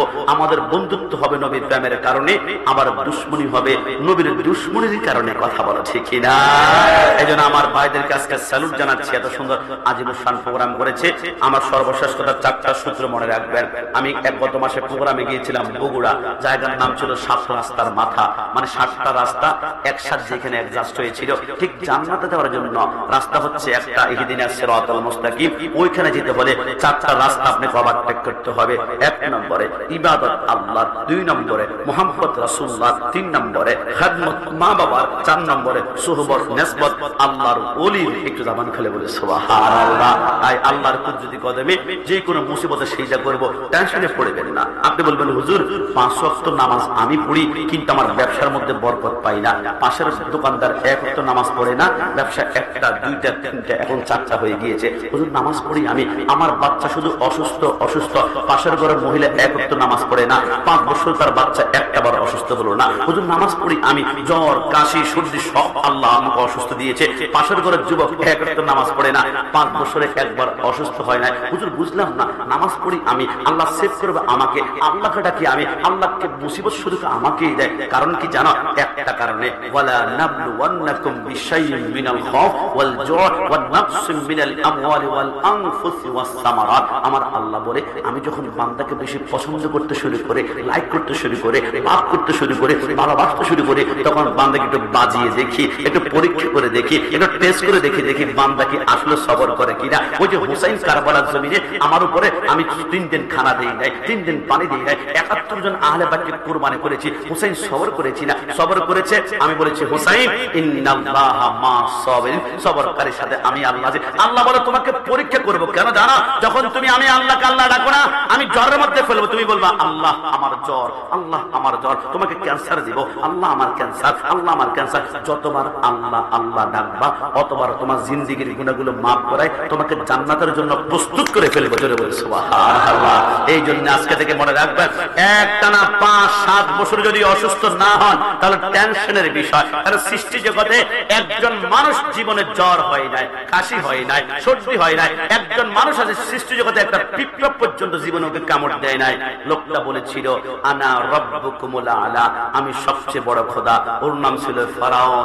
ফেরাউন আল্লাহ কেন কেন আমার আল্লাহ ফেরাউন বলেছিল, আল্লাহ আমাকে জাহান্নামে জ্বালিয়ে শেষ করে ফেলিও, তবে দুনিয়াতে আল্লাহ আমাকে আপনি কষ্ট দিয়েন না। ক্ষমতা চায়, মসনদ চায়, সিংহাসন চায়। ওই ফেরাউন যেহেতু নিজ থেকে জাহান্নাম চেয়ে নিয়েছে, এই জন্য দুনিয়ার জমিনে একটু আরাম আয় দিলাম। জাহান্নামে আসলে ইল্লা হামিমা ওয়া গাসাকা, গরম ফুস খাইয়ে শরীরের মাংসগুলা থেতরিয়ে দিব। কিন্তু আমার মুমিন বান্দাকে আমি আল্লাহ বারবার মুসিবতের মধ্যে পরীক্ষা করব। মুমিন বান্দা যদি সবর করে, আমি আল্লাহ তার জন্য 8খানা জান্নাত রিজার্ভ রাখবো। একটু জবান খুলে বলে সুবহানাল্লাহ। এই জন্য যে কোনো মুসিবতের কষ্টে ভরসা রাখবো একমাত্র কার? একটু শাহাদাত আঙ্গুল উঁচু করে বলুন কার? আর মাঝে মাঝে টোকা মারবেন, মাজার পূজারে টেনশন দিবেন না। আমরা কি মাজার পূজা করি নাকি জিয়ারত করি? পূজা নাকি জিয়ারত? আরে মাজার পূজারি তখন বলতে পারতো যদি পীরের কদমে সেইটা দিতাম, মাজারে সেইটা আজকে থেকে ক্লিয়ার করে দিয়ে যায়। মাইকের সাউন্ড রাত এখন 12টার উপরে বাজে, অনেক দূর যাবে। আজকে থেকে শুনে নাও, কোন পীরের কদমে সেইটা, মাজারে সেইটা সুন্নিরা মানে না, সুন্নিরা মানে না। যারা সেইটা দেয় এরা সুন্নিতর নামে ভণ্ডামি করছে।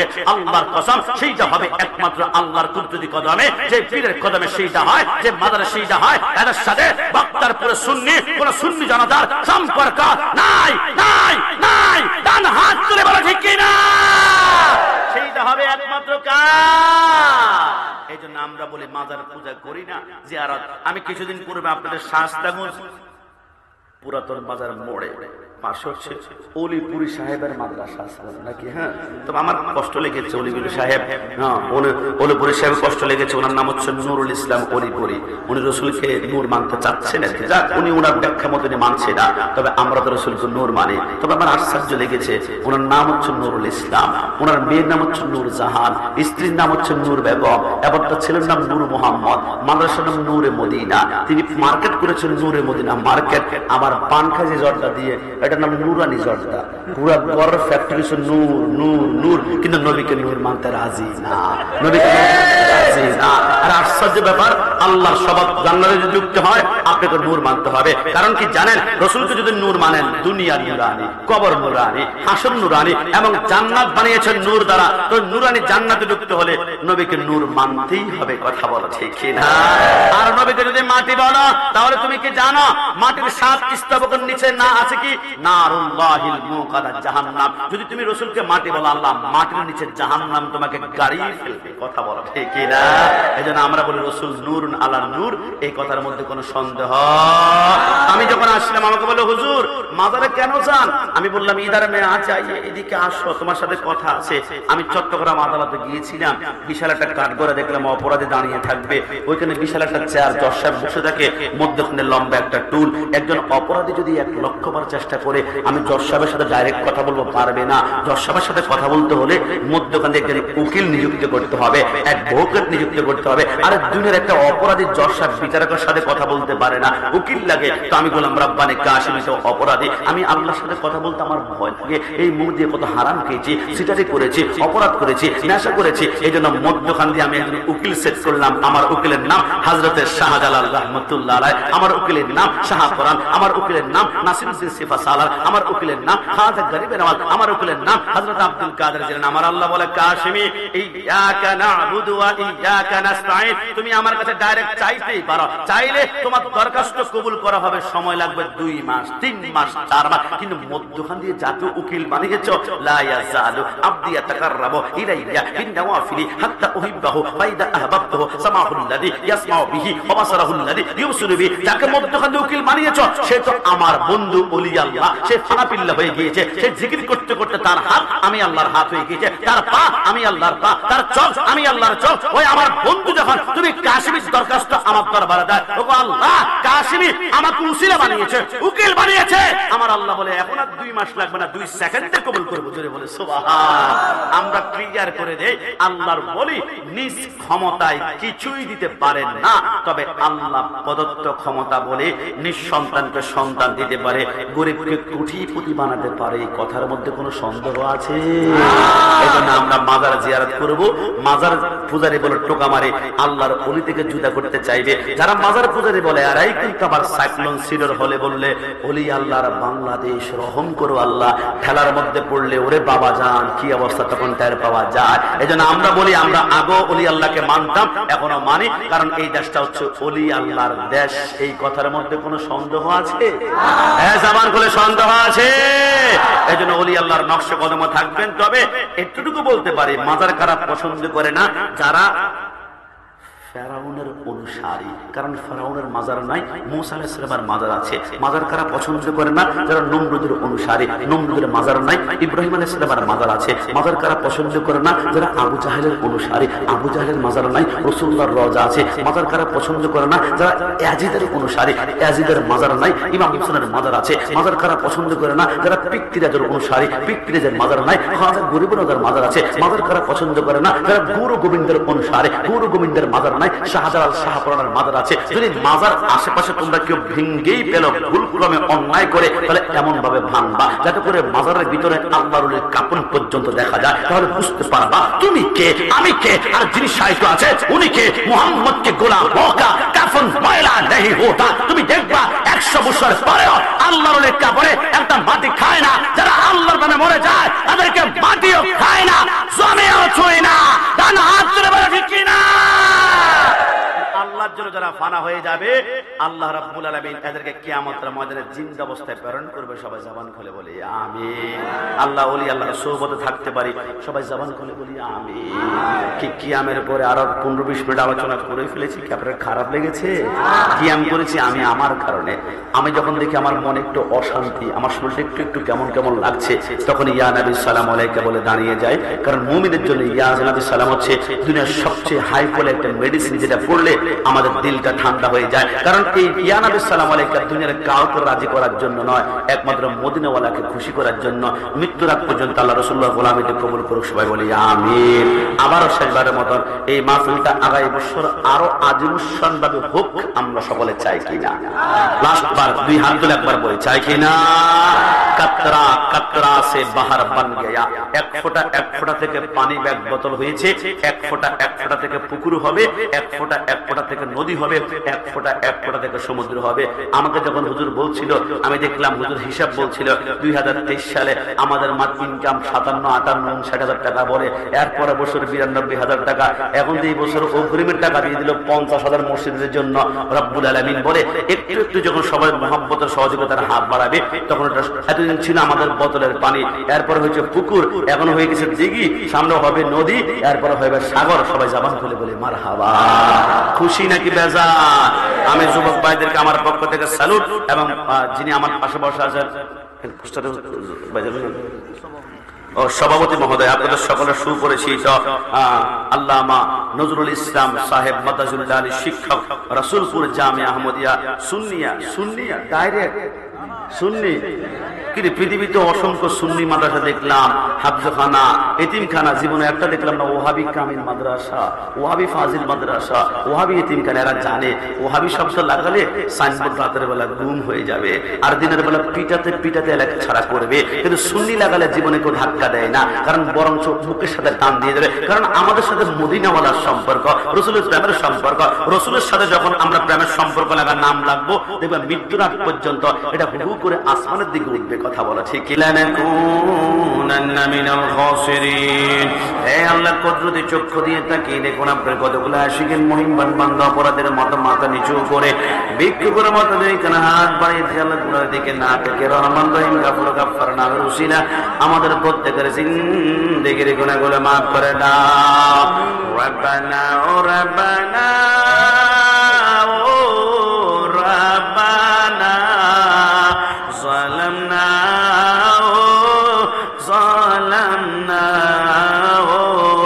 জালামনা কত গুনাহ করেছি রব্বানা। বলুন না আল্লাহ, আর জবান খুলে আল্লাহ, আর চিল্লাই আল্লাহ।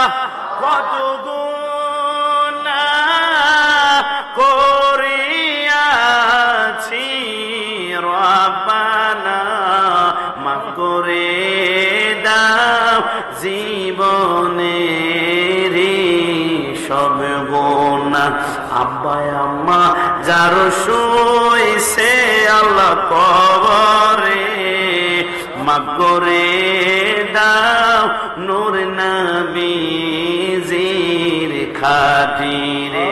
আপন হাতে বান্দা তুমি আল্লাহ বানাইয়া, কেমনে দিবা জাহান্নামে ফেলিয়া। বক্তারপুর হযরত শাহজালাল সুন্নি যুব সংঘের উদ্যোগে, সংগঠনের উদ্যোগে আল্লাহ এত সুন্দর আজিমুসান মাহফিল আল্লাহ আপনি দেখে যান। তারা শ্রম করেছে, কষ্ট করেছে, 1 টাকা থেকে শুরু করে 1000 টাকা পর্যন্ত দিয়েছে। আমার কাছে প্রত্যেকের নাম যদিও জানা নাই, কিন্তু ইন্নাল্লাহ আলিমুম বিযাতিস সুদূর, আপনি আল্লাহ প্রত্যেকের খবর জানেন। জমিনে একটা পিঁপড়া হাঁটলে এত কাছে থেকে আমরা শুনতে পাই না, আপনি নাম ওখান থেকে শুনতে পান। আল্লাহ যে ভাইরা ক্লান্ত পরিশ্রম করে মাহফিলটা করেছে, একটাই আশা কিয়ামতের ময়দানে রাসূলুল্লাহর সুপারিশ নিশ্চয় করে পলকে পুলসিরাত হতে পারে তৌফিক এনায়েত করে দাও আল্লাহ। শুধু মৃত্যুর আগ পর্যন্ত প্রজন্মের পর প্রজন্ম কিয়ামত পর্যন্ত এই মাহফিলটা সুন্নিয়তের ক্যান্টনমেন্ট হিসেবে তৈরি করতে পারে তৌফিক এনায়েত করে দাও আল্লাহ। বিশেষ করে ডানে বামের সামনে পিছনে অসংখ্য কবরবাসী রয়েছে, যারা আমাদের সাথে অনেক কান পেতে বসা আছে জিন্দা অবস্থায়। আল্লাহ তোমার কাছে প্রার্থনা করে আজকের মাহফিল আল্লাহ সালাম ইয়া নবী সালাম আলাইকা দুরূদ শরীফ কোরআন তেলাওয়াত শাফাতের উসিলায় প্রত্যেকের কবর জিন্দেগীর গুনাহগুলো maaf করে দাও আল্লাহ। জানি না প্রবাসের জমিনে হাজার হাজার কিলোমিটার দূর থেকে রাসূলের ইশকের মুহাব্বতে পড়ে কেউ 5,000 10,000 2,000 3,000 আল্লাহ কত টাকা হাদিয়া তোফা দিয়েছে। আল্লাহ দুনিয়ার কাউকে রাজি করার জন্য নয়, একমাত্র তুমি তোমার বন্ধুকে রাজি করার জন্য। আল্লাহ বালা মুসিবত অ্যাক্সিডেন্ট রেহাই থেকে দান করে, আল্লাহ রিজিকে কোটি গুণ বরকত দান করে, রিজিকের মধ্যে বরকত কবুল আর মঞ্জুর করে না। আল্লাহ প্রবাসের জমিন থেকে ভালো ইনকাম করে একটি বছর হলে মাহফিলে নিজে উপস্থিত হতে পারে, রাসূলুল্লাহর নেগাহে করে নিয়ে যেতে পারে, তৌফিক এনায়েত করে দাও আল্লাহ। বিশেষ করে আমার পর্দানিসীন মা বোনরা জানেন কে কোন মকসদ নিয়ে চোখের পানিগুলা ঝেড়ে দিয়েছে। আমার মা বন্ধুর অন্তর সকল মা কাজ রাসূলুল্লাহর যুদ্ধের ময়দানে শহীদ হওয়ার মুবারক ওসিলা কবুল আর মঞ্জুর করে না আল্লাহ। আমার সামনে মুরব্বিয়ানি কেরাম, আমার যুবক ভাইরা, ছোট্ট ছোট্ট বাচ্চারা 10টা বাজে ঘুমিয়ে যাওয়ার কথা, কিন্তু 1টা বেজে যায়, ঘুমের কোনো নিশানা নাই। তাবার করে জন্য এতক্ষণ বসে থাকবো আমাকে কেউ বিশ্বাস করাতে পারবে না। আল্লাহ আমি বিশ্বাস করি মদিনাওয়ালার প্রেমের সিগন্যাল চলে আসছে বিদায় রাত 2টা 3টা পর্যন্ত ঘুমের কোনো ভাব নাই। আল্লাহ ছোট্ট বাচ্চাগুলোর অন্তরে ইমাম হোসেনের ইমানি জজবা কবুল আর মঞ্জুর করে না আল্লাহ। আমার ইয়ং জেনারেশন ভাইদের সাথে আজকে সভাপতি সাহেব যেরকম শেল্টার দিয়েছেন, পরামর্শ উপদেশ দিয়ে যাচ্ছেন, এবং মুরব্বিয়ানি কেরামের সাহস সহযোগিতার মহব্বতের ভালোবাসার নজিরে আল্লাহ তোমার কাছে প্রার্থনা করে যুবক ভাইগুলোকে মৃত্যুর আগ পর্যন্ত রাসূলুল্লাহর গোলামি করতে পারে তৌফিক এনায়েত করে দাও। 5 ওয়াক্ত নামাজ পড়তে পারে তৌফিক এনায়েত করে দাও। আমাদের রিজিকের মধ্যে খায়ের বরকত নাজিল করে দাও। জীবনে একবার হলো কাবার সামনে গেলে লাব্বাইক আল্লাহুম্মা লাব্বাইক বলে ডাইরেক্ট সোনার মদিনা গিয়ে সালাতু ওয়াসসালামু আলাইকা ইয়া রাসূলুল্লাহ বলে সালাম দিতে পারে তৌফিক এনায়েত করে দাও। কবরে মাঝি মা বাবাকে দেখা যাবে না, যাকে দেখিব তিনি হলেন শাহে মদিনা। সেদিন নবী বিনে আর তো কেহ সঙ্গী হবে না, সেদিন নবী বিনে আর তো কেহ সঙ্গী হবে না। আমার মরণ আসিবে কখন কেউ তো জানে না, আমি মরে গেলে আমায় তোমরা ভুইলা যাইও না। বলো না, আমি মরে গেলে না, আমার মরণ আসিবে কখন কেউ তো জানি না।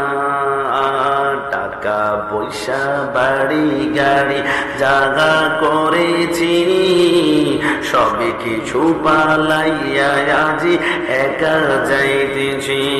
আগায় এত নিষ্ঠুর হবে মানুষ তা তো জানি না, ওরে এত নিষ্ঠুর হবে মানুষ তা তো জানি না। আমার মরণ আসিবে কখন কেউ তো জানে না।